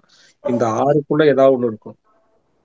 நன்றி ஐயா. இப்ப சுசிலாமாவுக்கு நீங்க சொன்னீங்க பொய் சொல்றதே ஒரு இதுன்னா, ஆனா நம்மள அறியாம அந்த இடத்த சொன்னாத்தாயா மீண்டு வர முடியுது. அப்படி கூட இருக்குய்யா, சொல்லக்கூடாதுன்னு நினைக்கிறோம். அதுதான் இப்போ ஒண்ணும் இல்ல. இப்போ சாக்ரட்டிஸ் உண்மையை உணர்ந்து கொண்ட பிறகு உண்மையை தவிர நீ பொய் சொல்லுடா, இது இப்படி இல்லடான்னு சொன்னா கூட அவன் என்ன சொன்னான், நான் செத்தாலும் பரவாயில்ல, நான் உண்மையதான் பேசுவேன்னு சொல்லிட்டு போனான்ல. அதனாலதான் இன்னைக்கு வரைக்கும் சாக்ரட்டிஸ பத்தி நம்ம பேசிட்டு இருக்கிறோம். கண்டிப்பா கண்டிப்பா ஐயா. இந்த உறுதி, இந்த நம்பிக்கை நம்மகிட்ட வரணும். அந்த நம்பிக்கை தான் அறிவினுடைய விளக்கப்படிகள்ல முதல் படி. ஒரு இலக்கணம் இருந்தா தான் இலக்கு அடைய முடியும் ஐயா. நீங்க பேசுறது கண்டிப்பா கண்டிப்பா ஐயா. என்ன ஒரே ஒரு சின்ன பகிர்தல்யா. இப்ப காலையில என்னுடைய நாத்தனார் வீட்டு ஃபங்க்ஷனுக்காக திருச்சுழி போகிற வாய்ப்பு கிடைச்சது. அங்க அந்த அம்மாள் அந்த சேலை என்னமோ அந்த அம்மன் பேரு அந்த பூமிநாதர் அவங்களையெல்லாம் முடிச்சுட்டு நாங்க வெளியே ஒரு கோஷ்டியா நின்றுகிட்டு இருந்தோம். அப்ப ராமகிருஷ்ணா மடத்துல போவாங்க இல்லையா அந்த காவி கட்டி லேடிஸ், அவங்க ஒரு 5 பேர் அழகா கோஷ்டியா ஒரே மாதிரி ராகத்துல நம்ம உலகமெல்லாம் பரவ அந்த ராகத்துல அழகான ஒரு பாட்டு பாடினாங்க. எனக்கு இந்த சாமி விட்டது இவங்களோட நிக்கிறதெல்லாம் போய் சும்மா அவங்க பின்னாடி போய் இருந்தேன், அவங்களை பார்க்கணும் போல இருந்தது. எங்க அப்பா ராமகிருஷ்ணாவும் அந்த சாரதா தேவி அம்மாவும் வச்சு தவம் பண்ணையில நான் எங்க அப்பாட்ட அடிக்கடி சொல்லேன், அப்பா நான் இங்க போறேனே, இங்க எனக்கு அறியாத வயசு, அதை பத்தி என்னமே தெரியாது, இங்கே போறேனே. அப்பா சொல்லுவா அதுக்கு ஒரு காலம் வந்தா போமா அப்படின்னு சொல்லிட்டு விட்டுருவாங்க. இப்ப இந்த அம்மாவை பார்த்தோன்னே எனக்கு அது ஞாபகம் வந்தது. போய் அந்த பாட்டையே கேட்டுக்கிட்டு இருந்தேன். அழகா பூங்குழலின்னு ஒரு பாட்டு பாடினாங்க. கேட்டுட்டு இருக்கேன். நான் அப்படியே உங்களை பார்த்தேன். நீங்க யாருமான்னு கேட்டாங்க. சும்மா உங்களை பார்த்தேன், கோயிலுக்கு வந்தேன். அப்ப சொன்னேன், உங்களை பார்த்தோன்னா உங்களை மாதிரி வரணும் போல ஆசையா இருக்கு அப்படின்னு நான் சொன்னேன். சும்மா சொன்னேன், உங்களை மாதிரி இருக்கணும் போல இருக்கு அப்படின்னு சொன்னேன். அதுக்கு அவங்க என்ன சொன்னாங்கன்னா, இருக்கவங்க எல்லாரும் காளியுடைய ரூபம்னு சொல்லல, எல்லாமே இந்த அம்மன் ரூபம் தான்மா. கண்டிப்பா இது நீங்களும் இப்படிதான் இருக்கிறீங்க, நாங்க இந்த உங்கள்கிட்டயும் இது இருக்கு அப்படின்னு என் பேரனன்னு கேட்டாங்க. நான் சொன்னேன், எனக்கு ஜென்ஸ் பேரும் இல்லாம லேடிஸ் பேரெல்லாம் கிருபாநிதினு எங்க அப்பா கிருபானந்த வாரியார் பேரை வச்சுட்டாங்க, அதனால என் பேர் கிருபாநிதி அப்படின்னு சொன்னேன். கண்டிப்பா நீங்களும் ஒரு நாளைக்கு இங்க வருவீ அப்படின்னு போனா எனக்கு அழுதினா இல்லையா, கார்ல எல்லாம் கண்ணை கலக்கிட்டே வந்தேன். இது என்ன இவங்களை போய் பார்த்தோம் அப்படி சொன்னாங்க, அப்பா அப்படி சொல்லுவாங்களே அப்படிங்கிற ஒரு உணர்வு இருந்தது. இந்த உணர்வு அவங்கள பார்த்தோன்னே எனக்கு எப்படி தோணுச்சு என்ன, அப்படியே ஆசையா இருந்துச்சு அவங்க பின்னாடி போகலாம் போல. நாகர்கோவில் ஒரு ஃபங்க்ஷனுக்கு போயிட்டு இருக்காங்க ராமகிருஷ்ணன் பாவத்துல. இதுக்கெல்லாம் காரணம் நம்ம மகிழ்ச்சிட்ட வந்த அந்த இடமா இல்ல எல்லாரும் தான் இருந்தாங்க? எனக்கு மட்டும் தோணுச்சியா. நன்றி ஐயா, ரொம்ப சிறப்பா இருக்கு. இதுதான் கருமைய பதிவு. இப்போ அந்த இடத்துல உங்களுக்கு அவங்கள பார்க்கணும், அங்க போகணும்னு சொல்லி ஒரு எண்ணம் வந்தது இல்ல. இந்த எண்ணம் ஏன் வளர்ந்தது அப்படின்னு சொல்லி பார்க்கும்போது கருமைய பதிவு. ஏற்கனவே சின்ன வயதுல இருந்து உங்க அப்பாவும் அந்த மாதிரி போயிருக்காங்க, அந்த அந்த ஈடுபாடு இருந்திருக்கு. நீங்களும் உங்களுக்கும் அந்த கருமையத்தினுடைய தாக்கம் சின்ன வயதிலேயே எழுந்தது. பத்தாவதுக்கு இப்ப மறுபடியும் அதை பார்த்த உடனே இன்னும் அதை ஊர்ஜிதப்படுத்திக்கிறது. கரெக்டா? அப்படித்தாயா தோணுச்சு. ஆனா இப்ப உங்கள்கிட்ட பேச கூட என் கண்ணீர் வடி. என்னமோ அவங்களோட நான் ஐக்கியமான மாதிரி ஃபீல் பண்ணேன் கொஞ்ச நேரம். அப்படியே போகலாமா அவங்களோட, ஆனா அது சுத்தமா நடக்காதுன்னு. இதுதான் கருமைய பதிவுகள். இந்த கருமைய பதிவு செயலாக மலர்ந்தா அப்படின்னு ஆராய்ச்சி பண்ணுங்க. செயலாக மலரும் போது அது நன்மையாக இருந்தால் நீங்க அதை செயல்படுத்தலாம். செயலாக மலரும் போது நன்மை அடிக்காதுன்னு தெரிஞ்சுட்டா அதை விட்டுடலாம். நன்றி ஐயா, ரொம்ப சிறப்பியா. பாப்பா நம்ம கர்மையை எப்படி இருக்கு அது. ஆனா அந்த இடம் மட்டும் சொன்னாங்க, நீங்க வாங்க ஒரு நாளைக்கு பிரேயர் பண்ணிட்டு வரலாம், நான் அலோ பண்றேன் அப்படின்னு சொல்லி அதை மட்டும் சொன்னாங்க. நன்றி ஐயா, வாழ்க வளமுடன். ரொம்ப சிறப்பியா. நன்றி வாழ்க சுசிலாமா. நன்றி, வாழ்க வளமுடன். உங்க கேள்வி ரொம்ப பேருக்கு உபயோகமா இருந்துச்சு சுசிலாமா. நன்றி, வாழ்க வளமுடன். நன்றி நன்றி நன்றி நன்றி. அடுத்த அன்பராக சபரிஷ் சுந்தரவடிவேல் ஐயா, நீங்க ஐயா கிட்ட உங்களுடைய கேள்விகள் கேட்கலாம் ஐயா. அம்மா வாழ்க வளமுடன் அம்மா. நன்றி அம்மா. ஐயா வணக்கம் ஐயா. வாழ்க வளமுடன்ப்பா, சொல்லுங்கப்பா. ஐயா எனக்கு ஒரு கேள்வி ஐயா. இப்போ நீங்க ஒரு வார்த்தை சொன்னீங்க, நான் நிறைய தடவை பார்த்திருக்கேன். குழந்தைங்க வந்து நீங்க சொன்ன மாதிரி ஒரு டாய் படுத்து தூங்கிடுவாங்க. காலங்காலத்துல நமக்கு ஞாபகமே இருக்காது என்ன டாய்னா, அதுதான் வேணும்னு சொல்லிட்டு முதல் தாட் வந்து அது வேணும், நடுவுல எல்லாம் எந்திரிச்சு ஓடுவாங்க அந்த டாய்க்காக. இப்போ எனக்கு என்ன கேள்வினா, இப்போ நம்ம மனிதர்களுக்கும் நம்ம தூங்கும் போது கனவு அதெல்லாம் ஒரு பக்கம் வருது. இப்போ வந்து நான் பகவத்கீதையில கொஞ்சம் படிச்சிருக்கேன். அதுல சொல்லுவாங்க, நீ எந்த நிலையில நீ கடைசி தாட் வந்து என்னவா இருக்கோ உடம்பு விடும்போது அதுதான் அடுத்த பிரிதியின் இதுன்னு சொல்லுவாங்க. அது அது அது அது வந்து நம்ம இதுல தாற்பயத்துல எப்படி நீங்க அது கிளப் பண்ணி கரெக்டா சொல்றீங்க? அது உண்மையாவே நம்ம எல்லாம் பண்ணிட்டு கடைசியில நான் சொல்றது நான் பெரிய நல்லவன் நினைச்சா அது ஒர்க் அவுட் ஆகுமா? அது எப்படி எனக்கு புரியல. அதான் நன்றி. அப்படி எல்லாம் கடைசி நேரத்துல நினைக்க முடியாது. இது மகர்ஷியே ஒரு கதை சொல்லுவாரு. ஒருத்தன் வந்து சாக கிடந்தானா, ஒரு நல்ல வயசானவர், 4 பிள்ளைங்க, சாகர தருவாயில இருக்கிறார். அப்போ சாகர தருவாயில இருக்கிற போது இப்ப நீங்க சொன்ன அதே உணர்வு தான் அவங்களுக்குள்ளயும். அப்போ என்ன நினைச்சாங்கன்னா, இப்போ இறைவனுடைய நாமத்தை சொல்லிக்கொண்டே இருந்தா இந்த சாகர தருவாயில இறைவனுடைய நாமத்தை சொல்ல சொல்ல அவன் இறைவனிடத்திலேயே போய் சேர்ந்துருவாங்களேன்னு சொல்லி எல்லாரும் சேர்ந்து அந்த இறை நாமத்தை சொல்ல வைக்கிறதுக்காக ட்ரை பண்றாங்க. அவர்னால சொல்ல முடியல. அப்போ இந்த வார்த்தைகளை சொல்ல வரலங்கிற போது அவர் ஒரு புண்ணியம் பண்ணியிருக்காரு. என்னன்னா, அந்த பசங்களுக்கெல்லாம் பேர் வந்து இறைவனுடைய பேராக வச்சிருக்கிறார். அட்லீஸ்ட் அந்த பேரையாவது சொல்லட்டும் அப்படின்னு நினைச்சு ஒவ்வொருத்தரையா கூப்பிட்டு இது யாரு இது யாரு இது யாருன்னு கேட்கறாங்க. கேட்கும்போது அவர் அந்த பேரை சொல்லுவார். இப்போ ஒருத்தன் பேர் முருகன் வச்சுங்களேன், முருகன் அப்படின்னு சொல்லுவாருன்னு எதிர்பார்க்கறாங்க. ஆனா அவர் என்னங்கிறாரு, இது என் 2வது பையங்கிறாரு. ஒருத்தன் பேர் கிருஷ்ணன்னாக்க இவன் 4வது பையங்கிறாரு. இப்படித்தான் சொல்றாரே ஒழிய அந்த பேரை கூட கடைசி நேரத்துல சொல்ல வராதும்பார். இது பழக்கத்துல நீங்க வாழும் காலத்துல உங்களுடைய எண்ணம் எப்படிப்பட்டதாக இருக்கிறதோ அதுதான் போகிற காலத்துல உங்களுடைய எண்ணமும் மனநிலையும் செட் ஆகும். அப்ப நம்ம வாழும் காலத்திலேயே இதை பழக்கப்படுத்தி வச்சுக்கிட்டா மட்டும்தான் போகிற காலத்துல நீங்க நினைச்சா நினைக்க முடியும், இல்லைன்னா நினைக்க முடியாது. வேறு சிந்தனைகளாக வந்துடும். இது நம்ம வாழ்க்கையில பார்க்கலாம் அடிக்கடி. இப்போ நம்ம ஒரு இடத்துக்கு போறோம், போகும்போது சில விஷயங்களை கவனிக்கணும்னு நினைச்சிட்டே போவேன். எனக்கு ஒரு பழக்கம் இருக்கு, நான் உங்ககிட்ட அடிக்கடி நான் பகிர்ந்துருக்கிறேன் எல்லா இடத்துக்கிட்டையும். இப்ப எங்காவது ஒரு இடத்துக்கு போனேன்னாக்க நான் மகரிஷி கிட்ட ஒரு சங்கல்பம் போடுவேன். சாமி, நான் இந்த இடத்துக்கு போறேன், இந்த வகுப்புக்கு போறேன், இந்த வகுப்பு எனக்கு மனதுக்கு திருப்தியாகவும் அதே சமயத்துல அவங்களுக்கு நல்ல விஷயமாக அதை போய் சேர்ந்து தெளிவு கொடுக்கணும். அப்படி கொடுக்கும் அப்படின்னா நீங்க என் கூட இருந்து இந்த இடத்துல அந்த விளக்கங்களை தெளிவுபடுத்துவீங்கன்னா எனக்கு ஒரு 2 தடவை வாழ்த்து கொடுங்க, இல்ல 3 தடவை, அந்த நேரத்துக்கு எனக்கு எத்தனை சொல்லுதோ அது மாதிரி சொல்லுவேன். அப்படி 2 தடவை 3 தடவை வாழ்த்து கொடுங்கன்னு சொன்னா ஒரு சில நேரத்துல நம்ம கண்ணு முன்னாடியே வாழ்க வளமுடன்ங்கிற வார்த்தை வந்துட்டுனா கூட நம்மளால பார்க்க முடியாது, வேற எங்காவது சிந்தனை போயிருக்கும். ஆனா சில நேரத்துல நம்ம நினைச்ச உடனே கடன்னு பல இடங்கள்ல நாம அந்த வார்த்தைகளை பார்த்துட்டே போவேன். இப்போ இது மாதிரி நம்ம எந்த இடத்துல எந்த நோக்கத்துக்காக போறோமோ அந்த இடத்துல நம்முடைய மனம் ஒன்றி நிற்கிற போதுதான் அந்த ஒன்றுதல் தான் நமக்கு போற பாதைகளை நமக்கு வழிகாட்டி கொடுக்கும். இப்போ ஒன்றுதல் இல்லாத போது அந்த சிதைவு என்பது இருந்துட்டே இருக்கும். இதுதான் வாழ்க்கையில நமக்கு நிறைய சிதைவு நிலைகளை ஏற்படுத்தும். இது நம்ம போகிற காலத்துல சிந்திக்கிறத விட வாழும் காலத்திலேயே சிந்தித்து தெளிவடைகிறதுதான் சிறப்பு ஒண்ணு. இன்னொன்னு, அவங்க போன பிறகு இப்ப நீங்க சொன்ன அதே உதாரணம் தான். அப்படியே இப்ப போகிற போது எந்த மனநிலையில் இருக்காங்களோ அந்த மனநிலை தான் அவங்களுடைய அடுத்த நிலை அப்படின்னு சொல்றோம்ல. அப்போ அவங்க ஏன்னா ஒவ்வொருத்தரும் ஒவ்வொரு விதமா நினைக்க போறதில்ல. அவங்களுடைய மனநிலைகளுக்குடைய வேறுபாடுகள் வித்தியாசப்படலாம். இப்ப இறை நினைப்போடு இருந்தாங்கன்னா அவங்க இறை அடைய முடியும் அப்படிங்கறதான் அவங்க சொல்லி வச்சிருக்கிறாங்க. அந்த ஆன்மா அந்த முழுமைத்தன்மையை அடையுங்கிறத. அததான் பல பேரும் அடைஞ்சும் இருக்காங்க. நம்ம அடையறதுக்கு முயற்சி பண்றோம். சபரிசையா ஐயா மியூட் ஆயிட்டாரா?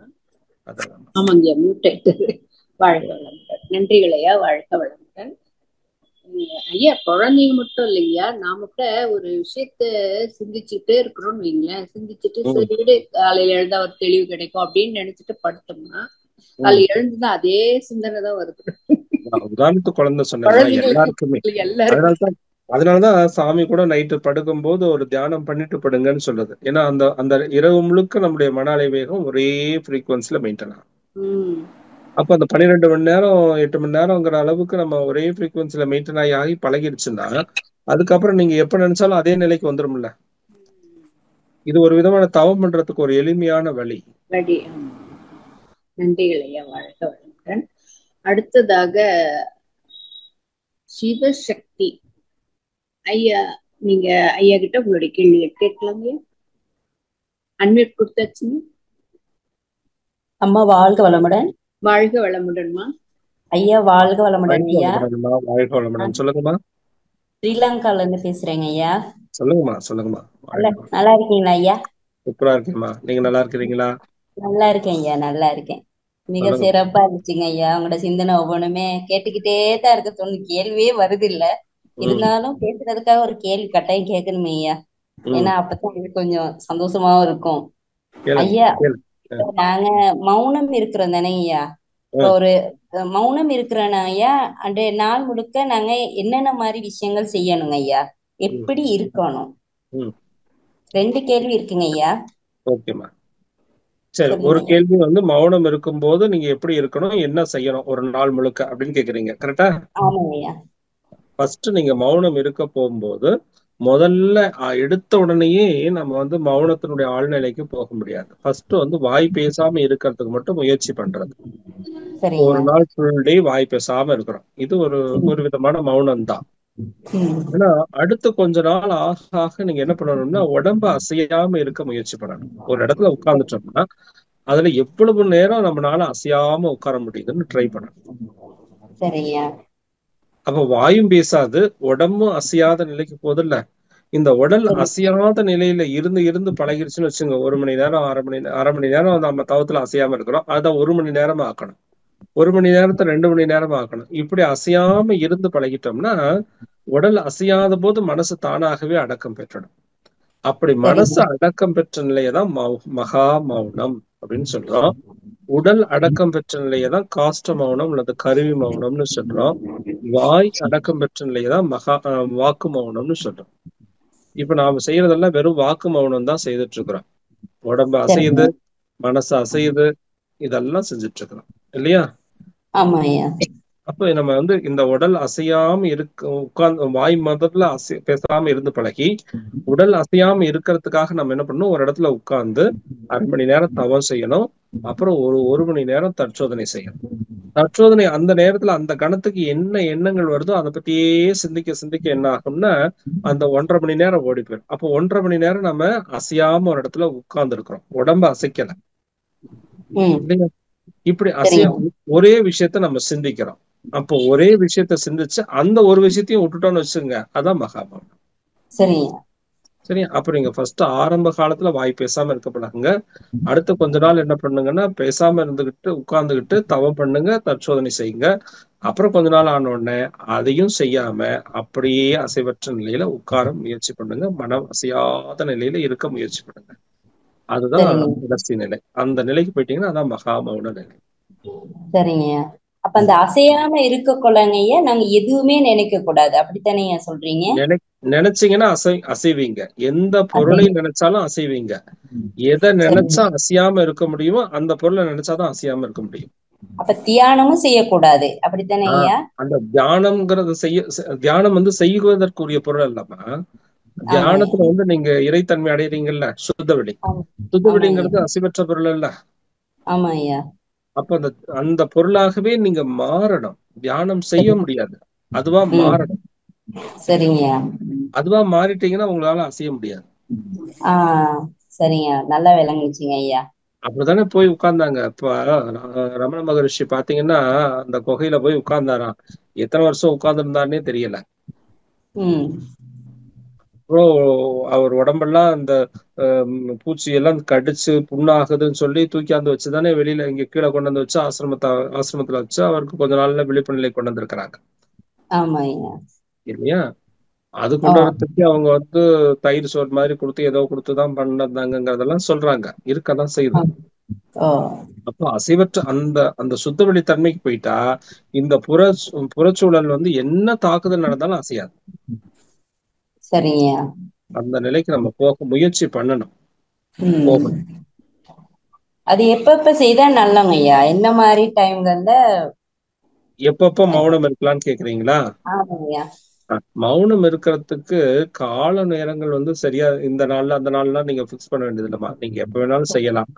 ரொம்ப சிறப்பான நேரங்கள்ங்கிற போது இந்த அமாவாசை பௌர்ணமி காலங்கள்ல, ஏகாதசி காலங்கள்ல, இந்த மாதிரி காலங்கள்ல எல்லாம் கொஞ்சம் ஆகர்ஷண சக்தி பூமியில அதிகமாக இருக்கிறதுனால அந்த நேரங்கள்ல நம்ம தவறு செஞ்சா இன்னும் கொஞ்சம் சப்போர்ட்டிவா இருக்குங்கிறதுக்காக சொல்லி கொடுத்துருக்காங்க. அதனால நீங்க அந்த நாட்கள்ல மௌனம் இருக்கலாம். சரிங்கய்யா. ரெண்டாவது கேள்வி கேட்கலாமாங்க ஐயா? கேளுங்கம்மா. ஐயா, இறைநிலை தவம் எனக்கு ஆசையா இருக்குங்க ஐயா. ஆனா எனக்கு லேசா செய்யற மாதிரி ஏதாவது சொல்லித்தாங்களே ஐயா. இறைநிலை தவம் லேசா செய்யற மாதிரி சொல்லி தரணுமா? ஆமா ஐயா. ஒண்ணும் இல்ல, உங்க உடம்ப நினைச்சுங்க. சரிங்க. இப்போ உங்க உடம்பு இருக்கு, நிறைய எலும்பு சதைகள் எல்லாம் இருக்குது, கரெக்டா? பாத்தீங்கன்னா தெரியுது. அப்படியே அந்த எலும்பு சதைகள் எல்லாம் எதனால் ஆக்கப்பட்டது? நிறைய செல்களால் ஆக்கப்பட்டது, கரெக்டா? அந்த செல்கள் எல்லாம் எதனால் ஆக்கப்பட்டது? நிறைய டஸ்ட் பார்ட்டிகல்ஸ், இறை துகள்களால் ஆக்கப்பட்டது. அந்த இறை துகளுடைய இயக்கத்தையும் நிறுத்திட்டா அது என்னது? மௌனம். மௌனம். சொல்றது கரெக்டா? சரிங்க. அப்படி கவனிச்சீங்கன்னா உங்களுடைய உடம்புடைய இயக்க மையம் அந்த புள்ளி மூலாதாரத்துல போய் நின்னு போயிடும். அப்படி நிக்கிறது இறைநிலை தவம் தான். சரிங்க. சரியா?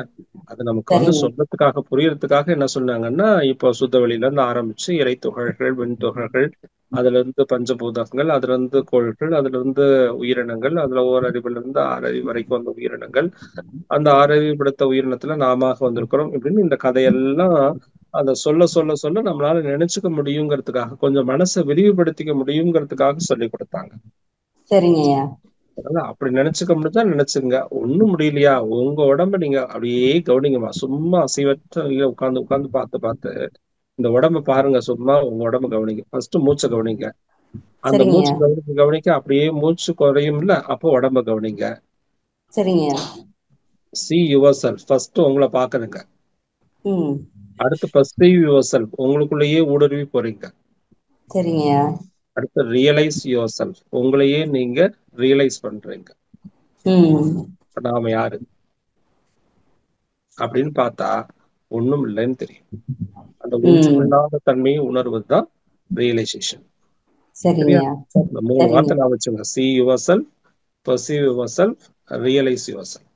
உன்னையே பார், உன்னையே உற்றுப்பார், உன்னையே ரியலைஸ்னா ஆய்வு செய். சரிங்க. இதை செஞ்சீங்கன்னா போதுமா? சரிங்க. மிக சிறப்பா இருந்துச்சுங்க. நல்லா விளங்குனுச்சுங்க ஐயா. வாழ்க வளமுடன் ஐயா. அம்மா வாழ்க வளமுடன்மா. நன்றிகள் அம்மா, வாழ்க வளமுடன். அடுத்த அன்பராக மல்லிகா யோகா அம்மா, நீங்க ஆண்ட்ரஸ் பண்ணிருக்கீங்க. ஐயா கிட்ட உங்களுடைய கேள்விகள் கேட்கலாங்கம்மா.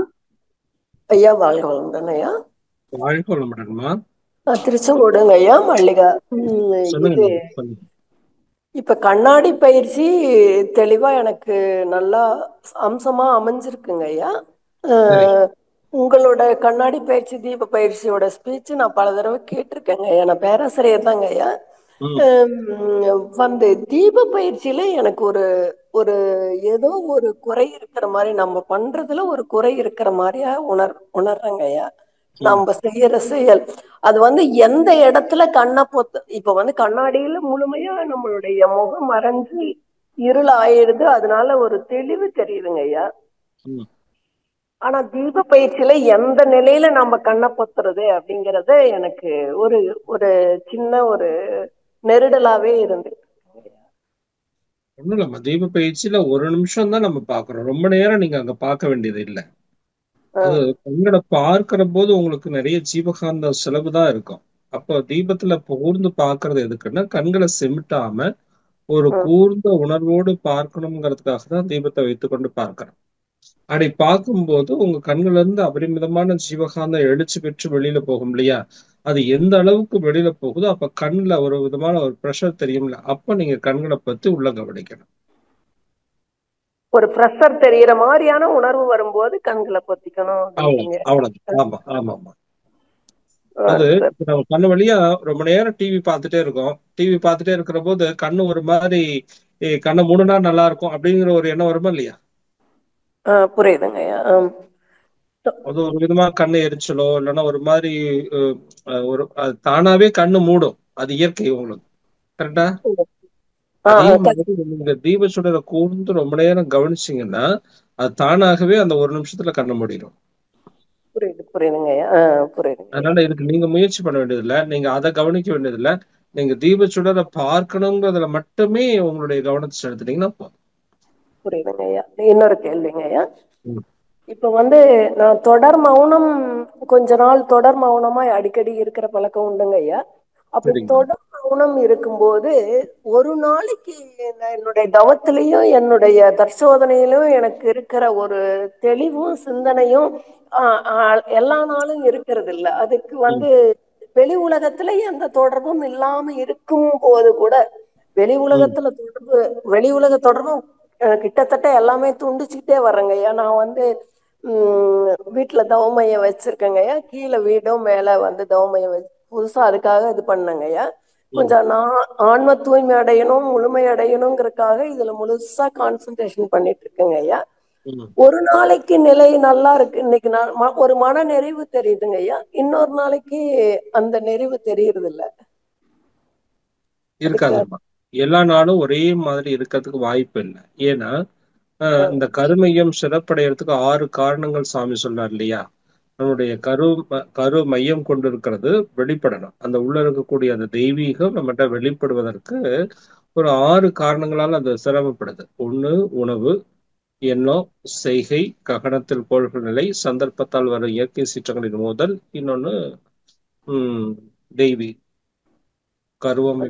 உணவு, எண்ணம், செய்கை, கருவமைப்பு, நிலை, சந்தர்ப்பத்தால் வரும் இயற்கை சீற்றங்கள். இந்த 6 காரணங்களால இந்த வித்தியாசம் ரசாயன மாற்றங்கள் தரும் சொல்லிருக்காங்க. அதே அந்த ரசாயன மாற்றங்கள் தான் உங்ககிட்ட வித்தியாசத்தை காட்டுது. வெளி உலக தொடர்பு மட்டும் நமக்கு மாற்றத்தை ஏற்படுத்தாது. கோள்களுடைய தாக்கமும் வித்தியாசப்படும், நம்மளுடைய கருமையத்தினுடைய தாக்கங்களும் நம்ம கிட்ட வித்தியாசத்தை ஏற்படுத்தும். இன்னொன்னு அந்த ஸ்டூடெண்ட் நம்மளுடைய செயல்பாடுகள் கூட நம்மகிட்ட வித்தியாசத்தை உருவாக்கும். நாம அன்னைக்கு எடுத்துக்கிற உணவுல கூட கொஞ்சம் மாற்றம் ஏற்படலாம். அதுதான் எல்லாமே 6 காரணங்களாலதான் மாற்றம் ஏற்படும். சாத்வீக உணவை எடுத்துக்கிட்டாலும் அதுல கொஞ்சம் மாற்றங்கள் ஏற்படுறதுக்கு வாய்ப்பு இருக்கு இல்லைங்களா? வாய்ப்பு அதிகம். ஆமா ஆமா. இப்ப நம்ம வெளி உலகத்துக்கு போய் நம்ம ஒரு திருமணத்துக்கே போயிட்டு வந்தோம்னா 2 நாளைக்கு எனக்கு வந்து தொந்தரவா தவம் பண்ண முடியாத ஏதோ அந்த நினைவுகள் உள்ள இருக்கிறதெல்லாம் ஒவ்வொன்னா ஸ்டெப் பை ஸ்டெப்பா வெளியே வர்ற மாதிரி அது என்னை எல்லாத்துக்கும் அப்படி இருந்தா எப்படி மக்கள் இத்தனை பேர் போவாங்க, நமக்கு மட்டும்தான் அப்படி இருக்கா அப்படின்னு ஆழ்ந்து போறதுனால அப்படி இருக்கா? எல்லார்கிட்டயுமே அப்படிதான் இருக்கும். அவங்க என்ன பண்ணுவாங்கன்னா அடுத்தடுத்த வேலைகள்ல போகும்போது ஒரு பிரச்சனை இருக்குன்னு வச்சுங்களேன், அந்த பிரச்சனையை விட இன்னொரு பெரிய பிரச்சனை வந்தோடனே இதை மறந்துடுறாங்க. இப்ப நீங்க வந்து என்னன்னா அந்த ஒரு விஷயத்திலேயே கவனிக்கிறதுனால உங்களுக்கு அந்த என்ன பிரச்சனை இருக்குங்கிறது நம்மளால அனலைஸ் பண்ண முடியாது. கண்ணை மூடி தூங்குற நேரம் போவா என்ன ஆன்ம தூய்மை பெறணுங்கிற எண்ணத்தை வலுவா போடுறதுனால கூட சில தொந்தரவுகள் இருக்குமோ அப்படிங்கிற எண்ணமும் இருக்கு. கொஞ்சம் லிபரலா ஏன் நாம இருக்கல, அது ஒரு அடிக்கடி அந்த எண்ணம் வருதுங்க ஐயா. அதெல்லாம் இருக்கலங்கிறதுனால நமக்கு பிரச்சனை இல்லம்மா. நம்ம இப்ப கவனிக்கிறதுனால அந்த பிரச்சனை இருக்கிறது நமக்கு தெரியுது. அவங்க கவனிக்காதனால அவங்களுக்கு தெரியல. சரியா? கவனித்தல்ங்கிறதுல வந்து நம்ம அதுவே ஒரு பிரச்சனையை ஆக்கிடக்கூடாது. புரியுது புரியுது புரியுது. இந்த இடத்துலயும் நீங்க டிட்டாச்ட் அட்டாச்மெண்டா தான் இருக்கணும். கவனித்தல்ல கூட ஒரு டிட்டாச்மெண்ட்ஸ் இருக்கணும். புரியுதுங்க ஐயா, புரியுது. அந்த தெளிவு, அந்த உறவிலை கண்ட உண்மை நிலை தெளிவுன்னு சொல்றாரு. புரியுதுங்க. இந்த தெளிவுதான் தொடர்பு நிலைக்கு நம்ம கொண்டு போய் சேர்த்தோம். நான் உங்களோட இது வந்து இதுல பார்த்து யூடியூப்ல பார்த்ததுனாலதான் இன்னைக்கு உங்க பேர் வந்திருந்தோன்னு இன்னைக்கு கேட்கலாம் அப்படின்னு நினைச்சேங்க ஐயா. உங்களோட கேட்டிருக்கேங்க ஐயா. வாழ்க வளமுடன் ஐயா. நன்றிங்க. ஒரு தெளிவுக்கு நன்றிங்க ஐயா. வாழ்த்துக்கள். அம்மா வாழ்க வளமுடன். அடுத்த அன்பராக பிரேமலதா பால்ராஜ் அம்மா, நீங்க ஐயா கிட்ட உங்களுடைய கேள்விகள் கேட்கலாமா? அம்மா வாழ்க வளமுடன். அம்மா வாழ்க வளமுடன். ஐயா வாழ்க வளமுடன் ஐயா. சென்னையில இருந்து பேசுறேங்க ஐயா. சொல்லுங்கம்மா. வாழ்க வளமுடன் ஐயா. உங்கள்கிட்ட ஒரு 2 கொஸ்டின் கேட்கலான்னு இருக்கேங்க ஐயா. ஒரு நான் வந்து சென்னையில வாடகை வீட்டுல தான் இருக்கேன். நானு, எனக்கு 2 பொண்ணு. பீரியட்ஸ் டைம்ல அவரு ஒரு ரூம்ல இருப்பாரு, நாங்க இந்த ஒரு ரூம்ல இருப்போம். பிள்ளைங்க பீரியட்ஸ் ஆயிட்டா நான் அங்கதான் உட்காந்து என்னோட பெட்ல தான் தவம் பண்ணுவேன். பிள்ளைங்க பீரியட்ஸ் ஆயிட்டா அந்த இடத்துல உட்காந்து தவம் பண்ணா ஜீவகாந்தம் குறையும்னு சொல்லுவாங்க. அதுக்கு என்னங்க ஐயா செய்யறது? சாந்தி யோகம் பண்ணுங்க. அந்த அன்னைக்கு நீங்க சாந்தி யோகம் செய்திருங்க. சரிங்க ஐயா. அவங்க அந்த மாதிரி இருக்கிற சமயத்திலயோ இல்ல நீங்க அந்த மாதிரி இருக்கிற சமயத்திலயோ சாந்தி யோக பயிற்சி மட்டும் செய்யுங்க. எனக்கு 50 ஆயிடுச்சுங்க. எனக்கு மெனோபாஸ் நின்னுடுச்சுங்க ஐயா. எனக்கு பிரச்சனை இல்லை, பிள்ளைங்களுக்கு இருக்கதாங்க ஐயா. அந்த டைம்ல சாந்தி யோக பயிற்சி செய்யுங்க. எனக்கு அது ஒரு மனசு நெருடலாவே இருந்துட்டு தவம் பண்ணிட்டு இருக்கேன். அந்த ஜூம் மீட்டிங்ல தான் கலந்துக்குவேன் 5:15. அதனால சரி அதை பற்றி கேட்கலாம் அப்படிங்கிறதுக்காக தாங்க ஐயா கேட்டேன். அப்புறம் இன்னொரு விஷயங்க ஐயா, குடும்ப சூழ்நிலை காரணமா என்னால வந்து காலையில அப்புறம் வந்து பாப்பா ஆபீஸ் போறாங்க, அவரு வேலைக்கு போறாரு. அதனால சமைக்க இந்த மாதிரி வந்ததுனால ஒரு 9 மணிக்கு மேலதான் என்னால உடற்பயிற்சி செய்ய முடியுது. ஆனா சாப்பிடாம இருந்துட்டு தான் செய்வேன். அதனால வந்து ஏதாவது காலையில தான் செய்யணுங்களா ஐயா, இல்ல இந்த மாதிரி கொஞ்சம் லேட்டா செஞ்சா அது விளைவுகள் வந்து நல்லா இருக்குமா நல்லா இருக்காதுங்களா ஐயா? அப்படிலாம் ஒண்ணும் இல்லம்மா. நீங்க எப்படினாலும் ஒரு தடவை செஞ்சிடணும். உடம்ப அசைச்சிட்டீங்கன்னா போதும். சரிங்க ஐயா. லேட்டா செய்யறதுனால ஒன்னும் பிரச்சனை இல்லை இல்லைங்கய்யா? அதெல்லாம் ஒன்னும் பிரச்சனை இல்லை. காலையில செய்யும்போது என்னன்னா நல்ல காற்று, உங்களுக்கு சுத்தமான காத்து வரும். அது உங்களுக்கு இன்னும் கொஞ்சம் சப்போர்ட் பண்ணுங்கிறதுக்காக சொல்லி கொடுக்குறோம். அது நீங்க காலையில ஒரு 11 மணிக்கு 12 மணிக்குள்ள செய்றீங்க இல்லையா, போதும், தாராளமா செய்யும். சரிங்கய்யா. சரிங்கய்யா. அப்புறங்க ஐயா இன்னும் ஒரே ஒரு கொஸ்டின். இந்த பிரம்மகுமாரிகள்னு ஒரு இது வந்து இப்போ செஞ்சுட்டு இது பண்ணிட்டு இருக்காங்க ஐயா. அதுல வந்து இந்த இறைநிலை அப்படிலாம் சொல்றாங்க ஐயா. அது வந்து எப்படிங்க ஐயா? அந்த விஷயம் உங்களுக்கு தெரியுங்களா ஐயா? அதுல வந்து என்ன இறைநிலையை பத்தி என்ன சொல்றாங்க சொல்லுங்க. உங்களுக்கு அது வந்து சுத்த வெளிதான் சொல்லி தீபச்சுடரு அதுதான் சொல்லி ஒருத்தவங்க வந்து வாழ்க வளமுடல இருக்கிறவங்களே, என் ஃப்ரெண்டு ஒருத்தவங்க அதுக்கு போயிட்டாங்க ஐயா. அதுக்கு போயிட்டு அவங்க வந்து என்னைய வந்து நீங்க வாங்க அப்படி இப்படின்னு சொல்லிட்டு இருக்காங்க சென்னையில. இல்ல நான் வந்து இதுல இருக்கிறதுனால எனக்கு வந்து வேற எதுவும் வேணாம்னு சொல்லிட்டு ஒரு 2 நாள் மட்டும் போயிட்டு அப்புறம் எனக்கு ஒரு மாதிரி மனசு இதுவா இருந்துச்சு. நமக்கு வந்து மகரிஷியோடது தான் பெஸ்ட், அதனால நம்ம வேற எதையும் போய் கலந்துட்டு கன்ஃபியூஸ் ஆக வேணாம்னு நான் கலந்துக்கலங்க ஐயா. அது மேல தெரிஞ்சுக்க விரும்பல. அதனால ஆனா அவங்க கூப்பிட்டுட்டே இருக்காங்க ஐயா, அதுக்குதான் கேக்குறாங்க ஐயா. ஆமா, எல்லாரும் காட்டுற இடம் வந்து ஒரு இடம் தான், போற வழிதான் வித்தியாசமா இருக்கும். சரிங்கய்யா. சரியா? அவங்க வெளிச்சமா இருக்கிறது அப்படின்னு சொல்றாங்கன்னா, வெளிச்சம்ங்கிறது விளக்கம், கரெக்டா? ஞானத்தினுடைய ஒரு அடையாளம் வந்து வெளிச்சம். ஆமாங்க. அந்த வெளிச்சத்தை அவங்க இந்த ஞானத்தை நீ அடையும் போது, விளக்க நிலை அடையும் போது அந்த மனதுக்குள்ள ஒரு விழிப்பு நிலை ஏற்படும். அந்த விழிப்பு நிலை உனக்கு ஒரு வெளிச்சத்தை காட்டும் அப்படின்னு சொல்லி கொடுக்குறாங்க. அப்படி சொல்லி கொடுக்கறதுக்கு அவங்களும் சில ஆசைகளை காட்டித்தான் சொல்லி கொடுக்குறாங்க. நீ இப்ப இந்த கலியுகத்துல நீ இதையெல்லாம் செய்தா அடுத்த வரக்கூடிய யுகத்துல நீ இப்படி எல்லாம் மாறுவ அப்படின்னு சொல்லி ஆசையை காட்டியும் அச்சமுறுத்தியும் தான் இது நாள் வரைக்கும் வந்த எத்தனை மதங்களும் நமக்கு வழிகாட்டுச்சு. இப்போ அததான் அவங்களும் செய்து கொண்டிருக்கிறாங்க. நல்ல விஷயங்களும் அங்கேயும் இருக்கிறது. அது நமக்கு தேவையா இருந்தா எடுத்துக்கொள்ளலாம், தேவையில்லைன்னா விட்டுட்டு போயிடலாம். சரியா? இதைத்தான் ஃபாலோ பண்ணணும், அதைத்தான் ஃபாலோ பண்ணணும் இல்ல. நல்ல விஷயங்கள் எங்க இருந்தாலும் நீங்க எடுத்துக்கொள்ளலாம்.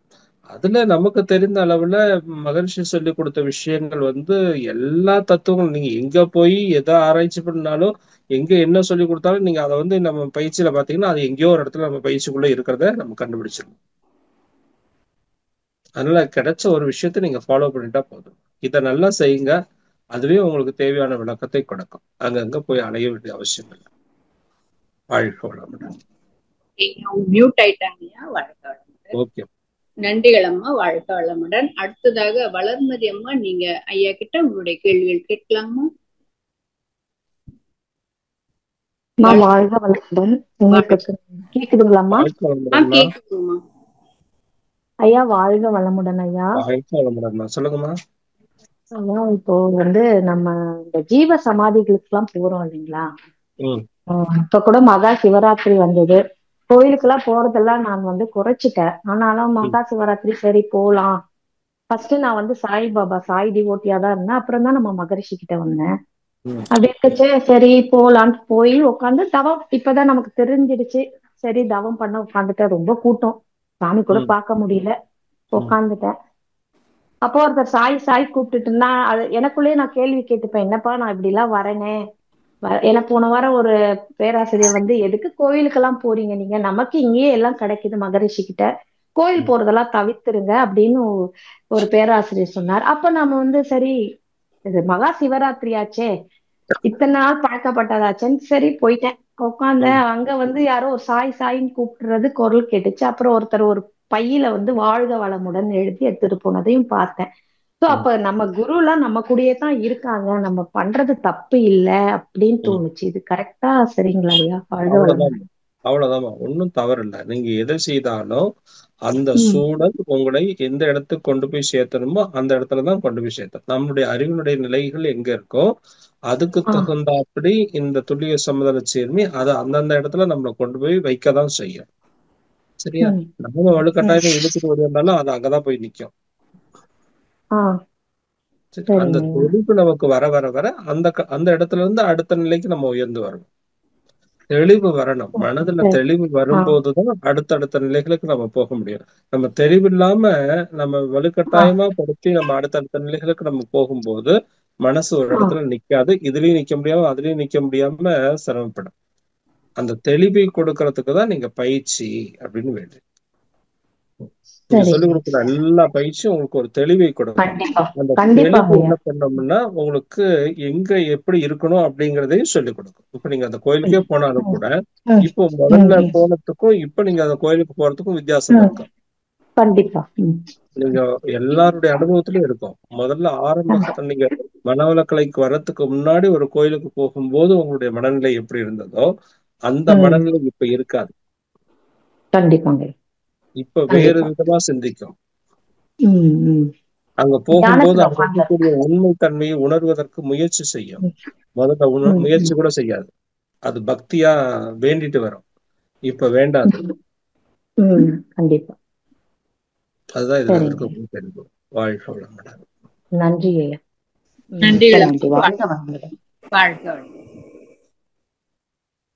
அடுத்ததாக அருள்நிதி இந்திராணி அம்மா, நீங்க ஐயா கிட்ட உங்களுடைய கேள்விகள் ஷார்ட் அண்ட் ஸ்வீட்டா கேளுங்கம்மா.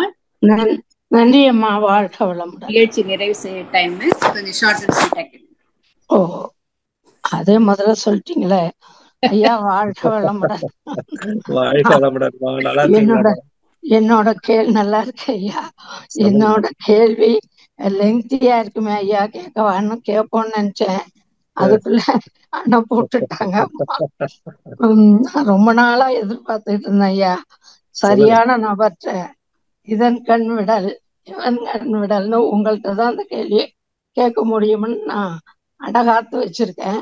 அம்மா சொல்லிட்டீங்க, இப்ப மட்டும் என்ன மன்னிச்சுங்க அம்மா. வாழ்க வளமுடன் ஐயா. ஒரு சுருக்கமா நான் சொல்றேன் ஐயா. பொதுவா ஒரு அன்லக்கி, அதாவது ஒரு அதிர்ஷ்டமில்லாத ஒரு பிறவின்னு நான் என்னை பத்தி ரொம்ப நாள் வரைக்கும் அப்படிதான் நினைச்சிட்டு இருந்தேன் ஐயா. ஏன்னா பெற்றோர் இல்லை, அது ஒரு மைனஸ். நிறைய எதை பார்த்தாலும் இது நம்ம கத்துக்கணும், இதில் நம்ம போயிடணும், அது பார்க்கணும், அங்க அந்த ஊருக்கு போகணும். ஸ்ரீவில்லிபுத்தூர் ஆண்டாள் கோயிலுக்கு போகணும்னு நான் 8ஆம் கிளாஸ்ல நினைச்சேன் ஐயா. அது என்னோட 80வது வயசுலதான் நிறைவேறுச்சு. அது ஆனா நடந்துருச்சு. ஆனா வாழ்க்கையில முக்கியமான முடிவுகள், முக்கியமான விஷயங்களுக்கு நான் சில நினைப்பு எப்பவும் ஓடிட்டே இருக்கும். அது எதுவுமே ஃபுல்ஃபில் ஆகல ஐயா. நல்ல நிறைய கலைகள்ல தேர்ந்தெடுக்கணும், இலக்கியத்துல தேர்ந்தெடுக்கணும்னு நினைச்சேன். ஏதோ கடவுள் புண்ணியமா படிச்சுட்டேன், ஒரு வேலையும் கிடைச்சிருச்சு, பொசிஷனுக்கு வந்துட்டேன்.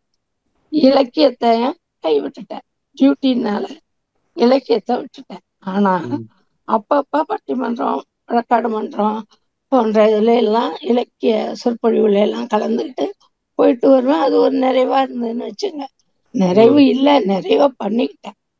ஆனா திருமணத்துக்கு அப்புறம் அது என்கிட்ட இருந்து அது பறிக்கப்பட்டுருச்சு இல்ல.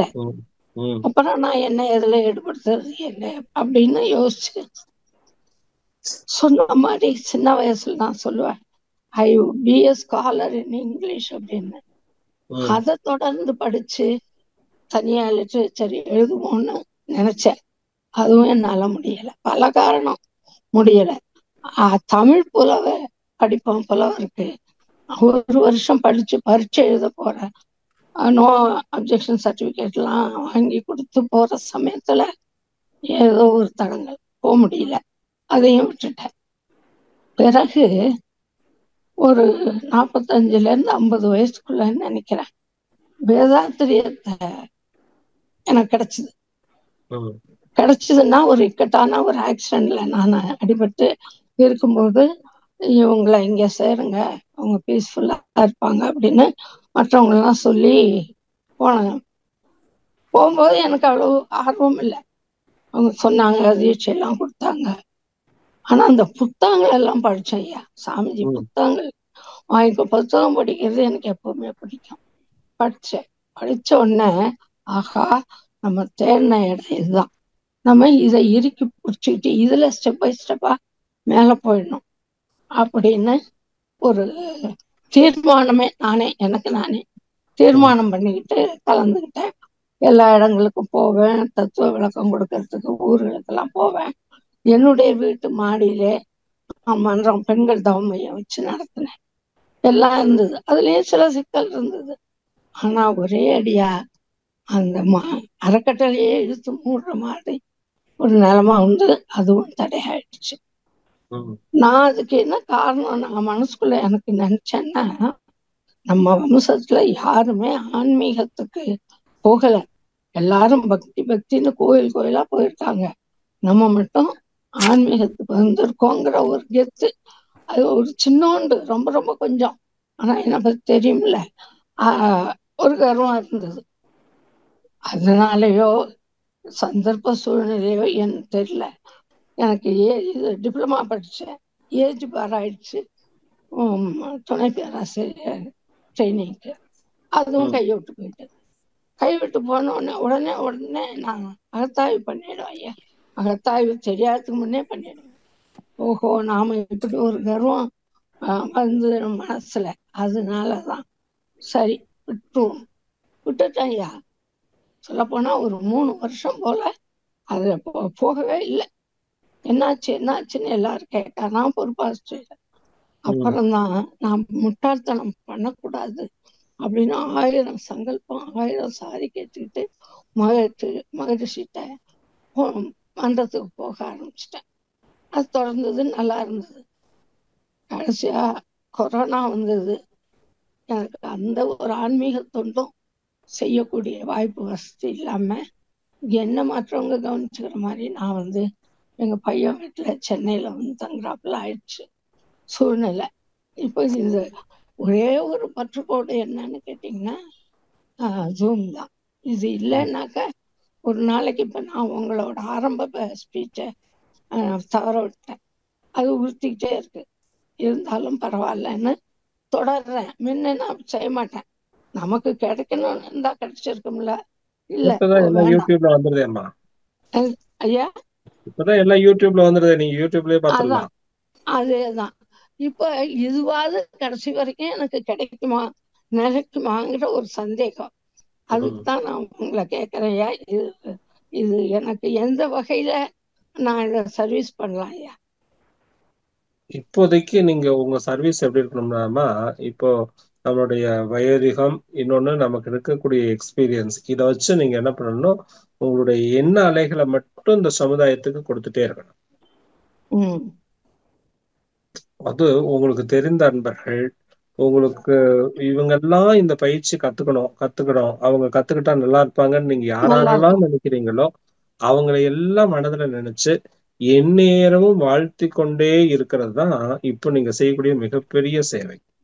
நாம மண்டத்தை போய் சொல்லி கொடுத்து சர்வீஸ் பண்றதை விட இந்த சேவை ஒரு மிகப்பெரிய சேவையா மாறும். நீங்க என்ன அலைகளை கொடுத்து கொடுத்து அவங்க போய் கத்துக்க ஆரம்பிச்சுட்டாங்கன்னு வச்சுங்களேன். அவங்க எங்கேயோ ஒரு இடத்துல, நீங்க நேரடியாக போய் சொல்லல, இப்ப அவங்க போறதுக்கே நீங்க ஒரு காரணமாக, ஒரு கருவியாக மாறிட்டீங்கன்னா அது இந்த குருவுக்கு நீங்க செய்யக்கூடிய மிகப்பெரிய சேவை. நீங்க உங்களுடைய கர்ம வினைகளை போக்குறதுக்கு இதை விட மிகப்பெரிய சேவை எதுவுமே கிடையாது. முதல்ல நம்ம குடும்ப உறுப்பினர்கள், அப்புறம் நம்ம யார், நீங்க குடும்ப உறுப்பினர்கள் சொல்லல, நீங்க யாரு இந்த பயிற்சியை கத்துக்கணும்னு அப்படின்னு நீங்க விரும்புறீங்களோ அவங்கள மனதார நினைச்சு அவங்க போய் கத்துக்கிறதாகவும் அவங்க அந்த பயிற்சியில மேன்மை நிலை அடையிறதாகவுமே நினைச்சு நீங்க வாழ்த்திட்டே வாங்க.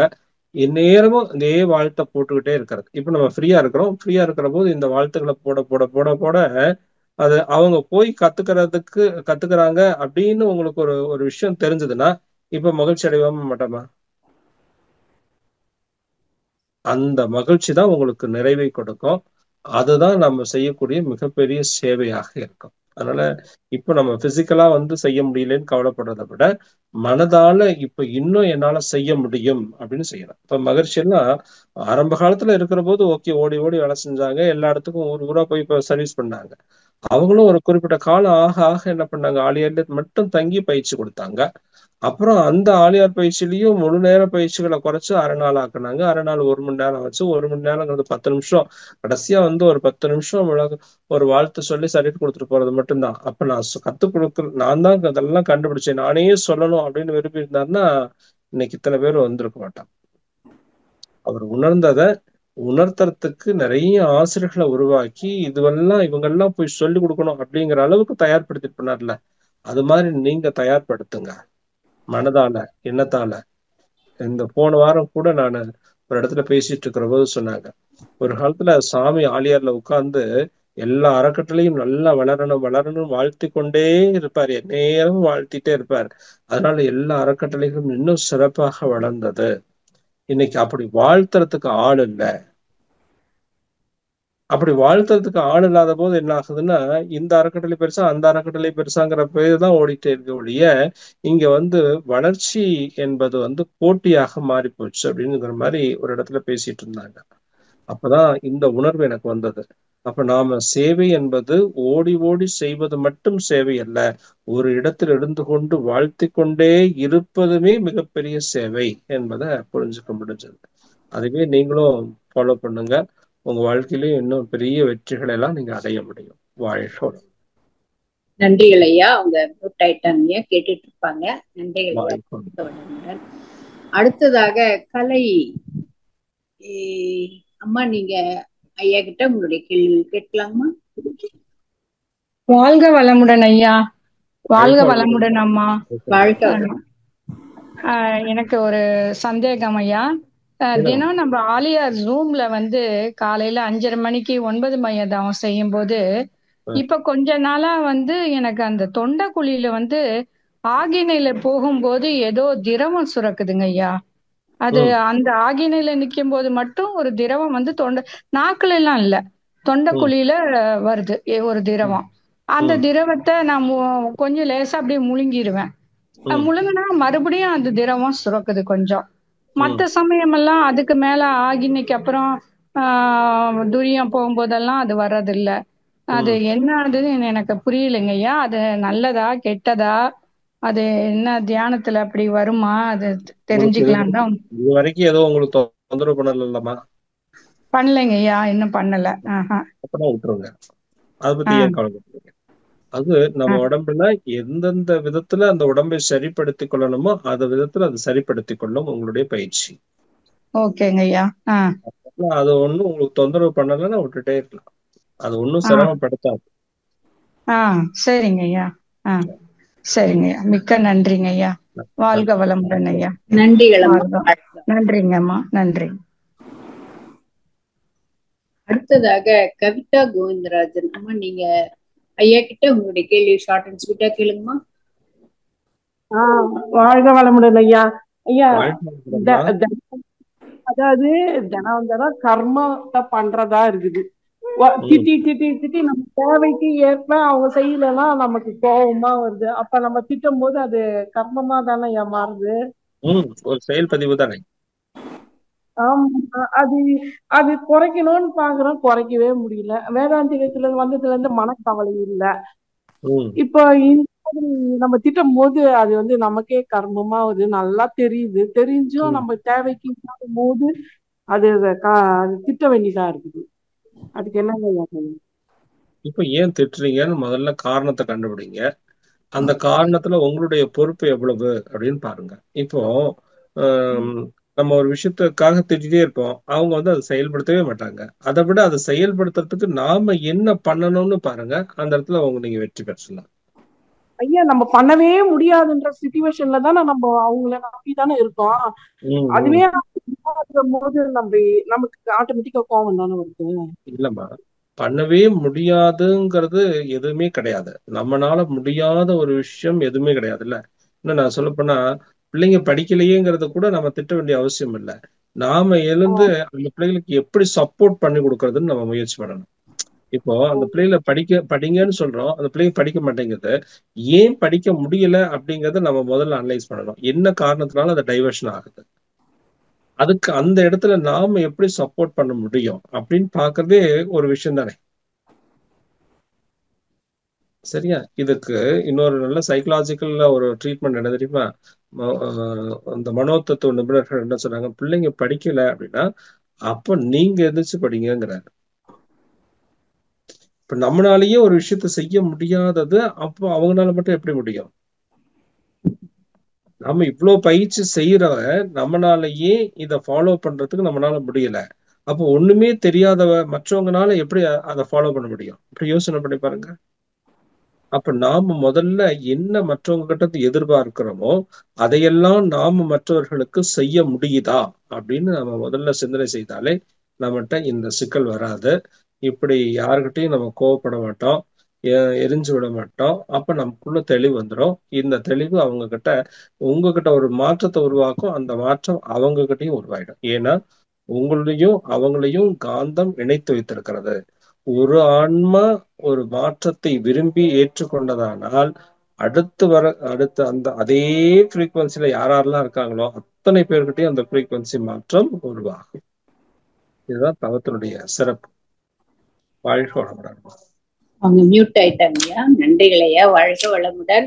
இது வந்து இன்டர்நேஷனல் ப்ராப்ளம் சார். நன்றிகள் ஐயா. வாழ்க வளமுடன். அடுத்ததாக லீலா வினோதன் ஐயா, ப்ரொஃபசர் ஐயா, நீங்க உங்களுடைய கேள்வியை கேட்கலாங்க ஐயா. வாழ்க வளமுடன். வாழ்க வளமுடன் ஐயா. நான் லீலா வினோதன். வாழ்க வளமுடன் ஐயா. உங்க விளக்கங்கள்லாம் ரொம்ப நல்லா இருந்தது ஐயா. நான் எல்லாமே கேட்டுட்டு தான் இருந்தேன். நல்ல விளக்கம் கொடுத்தீங்க. எனக்கு ஒரு சின்ன சந்தேகம் ஐயா. இப்போ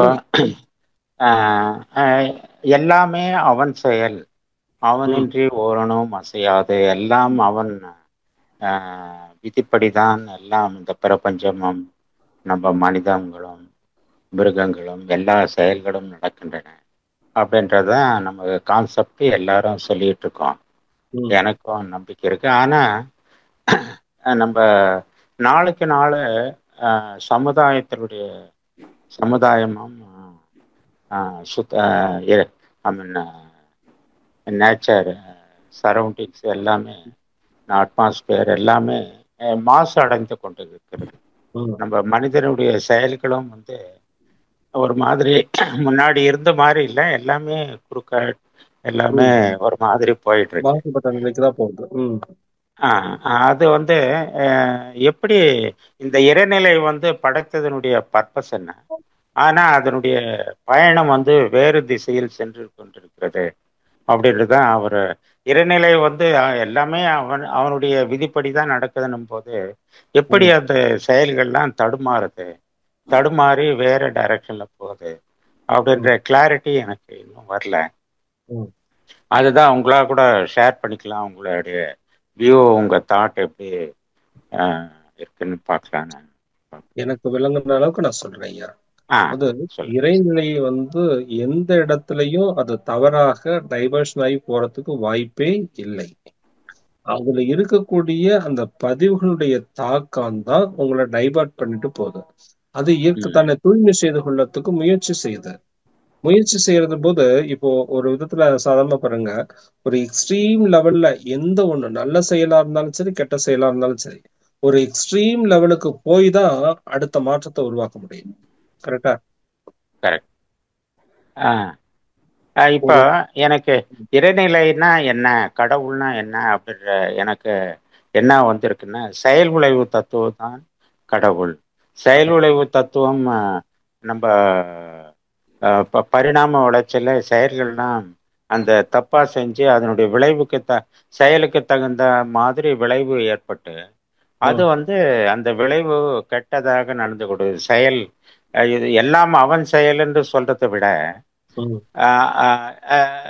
கடவுள் இறைநிலை ஒரு சயின்ஸ் விஞ்ஞானத்தை படைத்து விட்டார், அவ்வளவுதான். விஞ்ஞானத்தை படைத்துட்டு நேச்சுரல் லா ஆஃப் ஜஸ்டிஸை கிரியேட் பண்ணிட்டாரு. Chain reaction of natural law of ஜஸ்டிஸை கிரியேட் பண்ணிட்டாரு, அவ்வளவுதானே தவிர இதுல அவரு இடையில அவரு தான் செய்யறாரு, அவர் தான் கைட் பண்றாருன்ற சொல்றதை விட அந்த natural law of justice creation, அதுதான் அந்த செயலுக்கு தகுந்த மாதிரி விளைவு வந்துகிட்டே இருக்கு. அந்த விளைவு நல்லதா செயல் இருந்ததுன்னா நல்லதா விளையும், கெட்ட செயல் இருந்ததுன்னா கெட்டதா விளையுது, அவ்வளவுதான். அதுதான் இது இறை செய்கிறதுன்னு சொல்றதை விட இறைவனுக்கே அது சாதாரண வார்த்தையில சொல்லுவாங்க, யாருடைய தலையெழுத்து எப்படி இருக்கு எழுதினவனுக்கே தெரியாதும்பாங்க. இப்போ நான் என்னுடைய விதி என்ன அப்படிங்கிறது, என் விதியை எழுதின இறைவனுக்கே தெரியாது அப்படின்னா அவனுக்கு எதுவுமே தெரியாது. அப்ப என்னுடைய தன்மாற்றம், என்னுடைய செயலுக்கு நான் தான் விளைவு அனுபவிச்சுக்கிறேன். எனக்கு என்ன தோணுதுன்னா, எல்லாம் நீங்க முடிச்சிருங்க. இந்த இடத்துலதான் இறைநிலைங்கிற சுத்த வெளிக்கும் காந்த வெளிக்கும் உள்ள வித்தியாசத்தை புரிந்து கொள்ளணுங்க. சுத்த வெளியினுடைய தன்மை அது இருப்பு நிலை, அது ஆர்டர் ஆஃப் ஃபங்க்ஷன் தான். ஆனா காந்த வெளி என்ன பண்ணோம்னா எல்லாத்தையும் சரியா இயக்கி கொண்டே இருக்கும். அதுல நீங்க எந்த வித சேஞ்ச் பண்ண முடியாது. ஒரு செயல் செஞ்சிட்டீங்கன்னா அதுக்கான விளைவு கண்டிப்பா வந்துடும். ஒரு இருக்க ஆற்றல் வந்துச்சுன்னா அது விளக்க ஆற்றலா வெளிப்பட்டே தீரும், அதை மாத்தவே முடியாது. அப்ப நம்ம என்ன போடுகிறோமோ அதை தான் அறுவடை செய்தே ஆகணும். அப்படின்னா நல்ல விஷயத்த போடுங்கிறதுக்கு தான் நம்ம இவ்வளவு கஷ்டப்பட்டு சொல்லி கொடுத்துட்டு இருக்கிறோம். இயற்கையில நல்ல எண்ணம், நல்ல சொல், நல்ல செயல்களை செய்து கொண்டிருந்த காலம் வரைக்கும் இத்தகைய ஆன்மீக சங்கங்கள் தேவைப்படல, இவ்வளவு குருமார்கள் தேவைப்படல. எப்போ இயற்கையில எல்லா உயிரினங்களும் தீய செயல்களில் ஈடுபட ஆரம்பித்ததோ அப்பதான் இத்தனையும் தேவைப்பட்டது. அப்போ ஒரு பக்கம் ஆக்கல் அப்படின்னா இன்னொரு பக்கம் அழிப்பதற்கான அழித்தல் இன்னொரு பக்கம் ஆக்கிறதுக்கான வழிமுறைகளையும் இயற்கை கொடுக்குதுல்ல. அப்போ எந்த அளவுக்கு அதர்மங்கள் இந்த உலகத்துல தலை தோங்கி வருகிறதோ அதே அளவுக்கு அதர்மம் உருவாகாமல் இருக்கிறதுக்கான பயிற்சி முறைகளும் கூடவே அதை ஈக்குவலா வந்துட்டு இருக்கு. சரிதானா? அப்ப இயற்கையினுடைய சட்டத்துல ஒரு மாற்றம், ஒரு அழிவு ஒரு பகுதியில நடக்குதுன்னா இன்னொரு பகுதியில ஆக்கள் நிகழ்ந்து கொண்டே இருக்கும். இன்னொரு பகுதியில அந்த ஆக்கள் அழிவை உருவாக்கி கொண்டே போகும். இப்படி மாறி மாறி செயல்படுத்துறது காந்த நிலை. அதனாலதான் இந்த காந்த நிலையை மனிதன் உணர்ந்து கொண்டால் கடவுள் மனம் கண்டிடலாம் அதனிலை அப்படின்னு மகரி சொல்றாரு. இப்போ நம்ம எல்லாம் அவன் செயல், அவன் என்று ஒருவனும் அசையாது அப்படின்ற சொல்றதை விட எல்லாம் செயல் விளைவு தத்துவம், செயல் விளைவு தத்துவம் தான் இறைநிலை அப்படின்றத ப்ரொபகேட் பண்ணா இன்னும் எல்லாம் அவன் செயல்ன்றது அது மேட்ச் ஆகல. அது வந்து எல்லாம் அவன் செயல்னு சொன்னது பக்தியினுடைய வேலையா, மகரிஷி வந்து எல்லாமே செயல் விளைவு தத்துவம் தான் அப்படிங்கறதுதான் மகரிஷி சொல்றாங்க. அது பக்தி மார்க்கத்துல, அது இது ஞான மார்க்கத்துல வந்து செயல் விளைவு தத்துவம், செயல் விளைவு தத்துவம் அப்படி எடுத்துக்கலாம். பக்தி மார்க்கத்துல ஒரு ஜென்ரலா அவங்க விளக்கம் இல்லாம சொல்லியிருக்காங்க. நம்ம விளக்கத்தோட இதை கொடுக்கணும். சரிங்க ஐயா, சரிங்க. நன்றி இளையா, வாழ்க வளம். அடுத்ததாக ஸ்ரீனிவாசன் ஐயா, நீங்க கொஞ்சம் ஷார்ட் அண்ட் ஸ்வீட்டா கேளுங்க ஐயா, டைம் ஆகுது. ஸ்ரீனிவாசன் ஐயா. மோகனா அம்மா, நீங்க ஐயா கிட்ட உங்களுடைய கேள்விகள் கேட்கலாம். வாழ்க வளமுடன் ஐயா. வாழ்க வளமுடன் அம்மா. ஐயா, உங்களோட கருத்தெல்லாம் ரொம்ப அருமையா இருந்ததுங்க ஐயா. எனக்கு தெரியாத விஷயங்கள்லாம் ஒன்னொன்னா புரிய ஆரம்பிச்சிருக்கிறேன். நான் சேர்ந்து 1.5 மாசம்தான் ஆகுது ஐயா கிளாஸ்ல. நான் வந்து ஊட்டில இருந்து பேசுறேங்க ஐயா.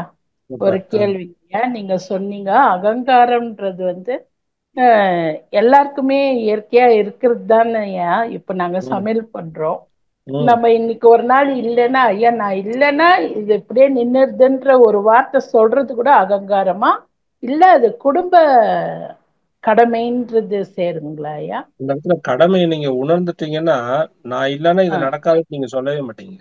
சொல்லு. சரியா?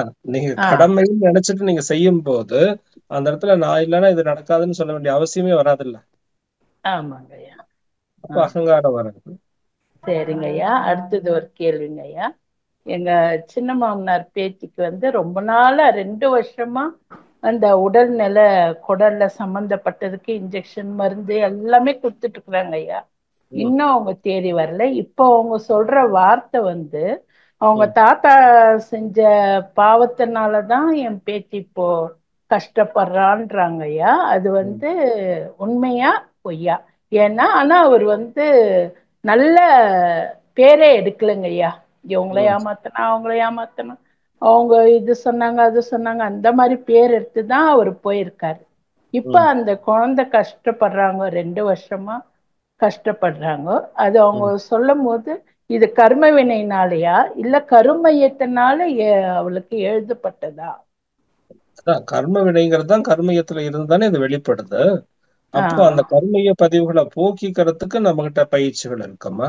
இப்போ அந்த மாதிரி ஒரு தீய பதிவுகள் நம்மகிட்ட இருக்குன்னா அதுக்கு பாசிட்டிவா இன்னொரு பதிவை போட்டு அதை குறைக்கலாம்ல நம்ம. அப்படி பாசிட்டிவா போடக்கூடிய பதிவுகள் தான் நீங்க மருந்து மாத்திரை சாப்பிடுறது, சரியான ஆசிரியர்களை பிடிக்கிறது, இது எல்லாமே. இப்ப நீங்க ஊட்டியில தானே இருக்கிறீங்க. ஊட்டியில தான் இருக்கீங்கன்னு சொன்னீங்கம்மா. ஊட்டியில இருந்தீங்கன்னா கேட்டு இருப்பீங்கன்னு நினைக்கிறேன். ஊட்டியில இருந்தீங்கன்னா சத்தியமூர்த்தி அங்கதான் இருக்காங்க. நீங்க அவங்க கிட்ட நேரா கூட்டிட்டு போய் கேளுங்க. அவங்களே உங்களுக்கு எல்லா கைட்லைன்ஸும் கொடுப்பாங்க. மெடிக்கலாவும் சேர்த்து சொல்லி கொடுத்துருவாங்க. வாழ்க்கை வளம். நன்றி இளையா, வாழ்க வளமுடன். அடுத்ததாக இறுதி அன்பராக ஸ்ரீனிவாசன் ஐயா, நீங்க ஐயா கிட்ட உங்களுடைய கேள்விகள் கேட்கலாங்கய்யா. ஐயா ஐயா வாழ்க வளமுடன்ங்க ஐயா. வளமுடன்பா.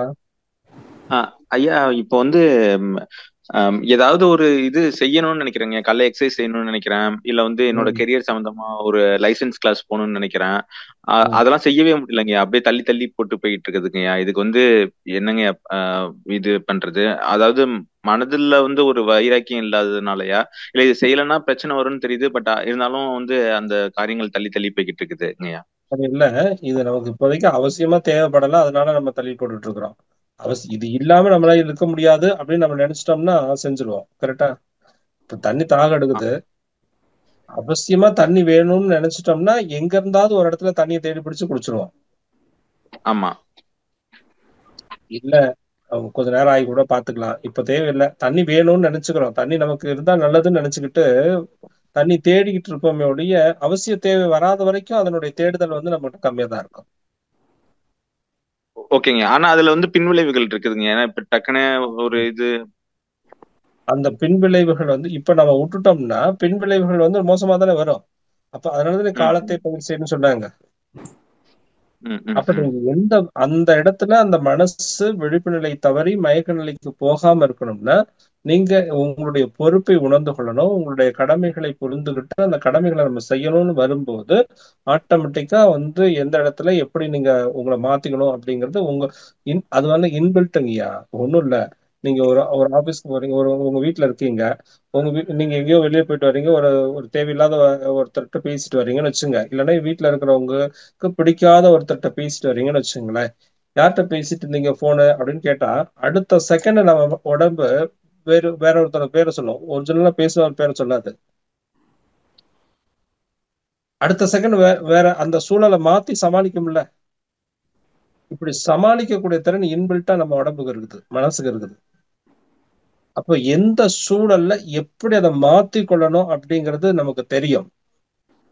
அந்த சூழல்ல உருவாக்கி கொடுப்பது மட்டும்தான் மனவளக்கலை வேலை. மனவளக்கலை செய்யறது என்ன? உங்களுக்கான சூழலை உருவாக்கி கொடுக்கும். அப்படி நல்ல சூழலை உருவாக்கும் போது நீங்க ஆட்டோமேட்டிக்கா நல்ல நிலைக்கு, நல்ல எண்ணம், சொல், செயலுடையவர்களாக மாறிடுவீங்க. அப்போ உங்ககிட்ட இருக்கிற அந்த தேவையில்லாத குணங்கள் போயிடும். அப்போ இது எப்படி செய்யணுங்கிறது உங்களுக்கே தெரியும். சொல்லி கொடுக்கறது இல்ல, உணர்த்துறது மட்டும்தான் மனவளக்கலை வேலை. வாழ்க்கை வளமுடன். நன்றிகள் ஐயா. மியூட் ஆயிட்டார் அவரு. மிக சிறப்புங்க. எல்லா வியூலயும் கொஸ்டின்ஸ் வந்தது, எல்லா வியூலயும் நீங்க கவர் பண்ணீங்க. மிக சிறப்பான பதில்கள், அன்பர்களும் சிறப்பான கேள்வியை கேட்டாங்க. மிக்க நன்றிகள் ஐயா. வாழ்க்கை வளமுடன். நன்றிம்மா, வாழ்த்துக்கள். வாழ்க வளமுடன். நம் கடமை அறவாழ்வின் நாட்டத்தே சிறக்க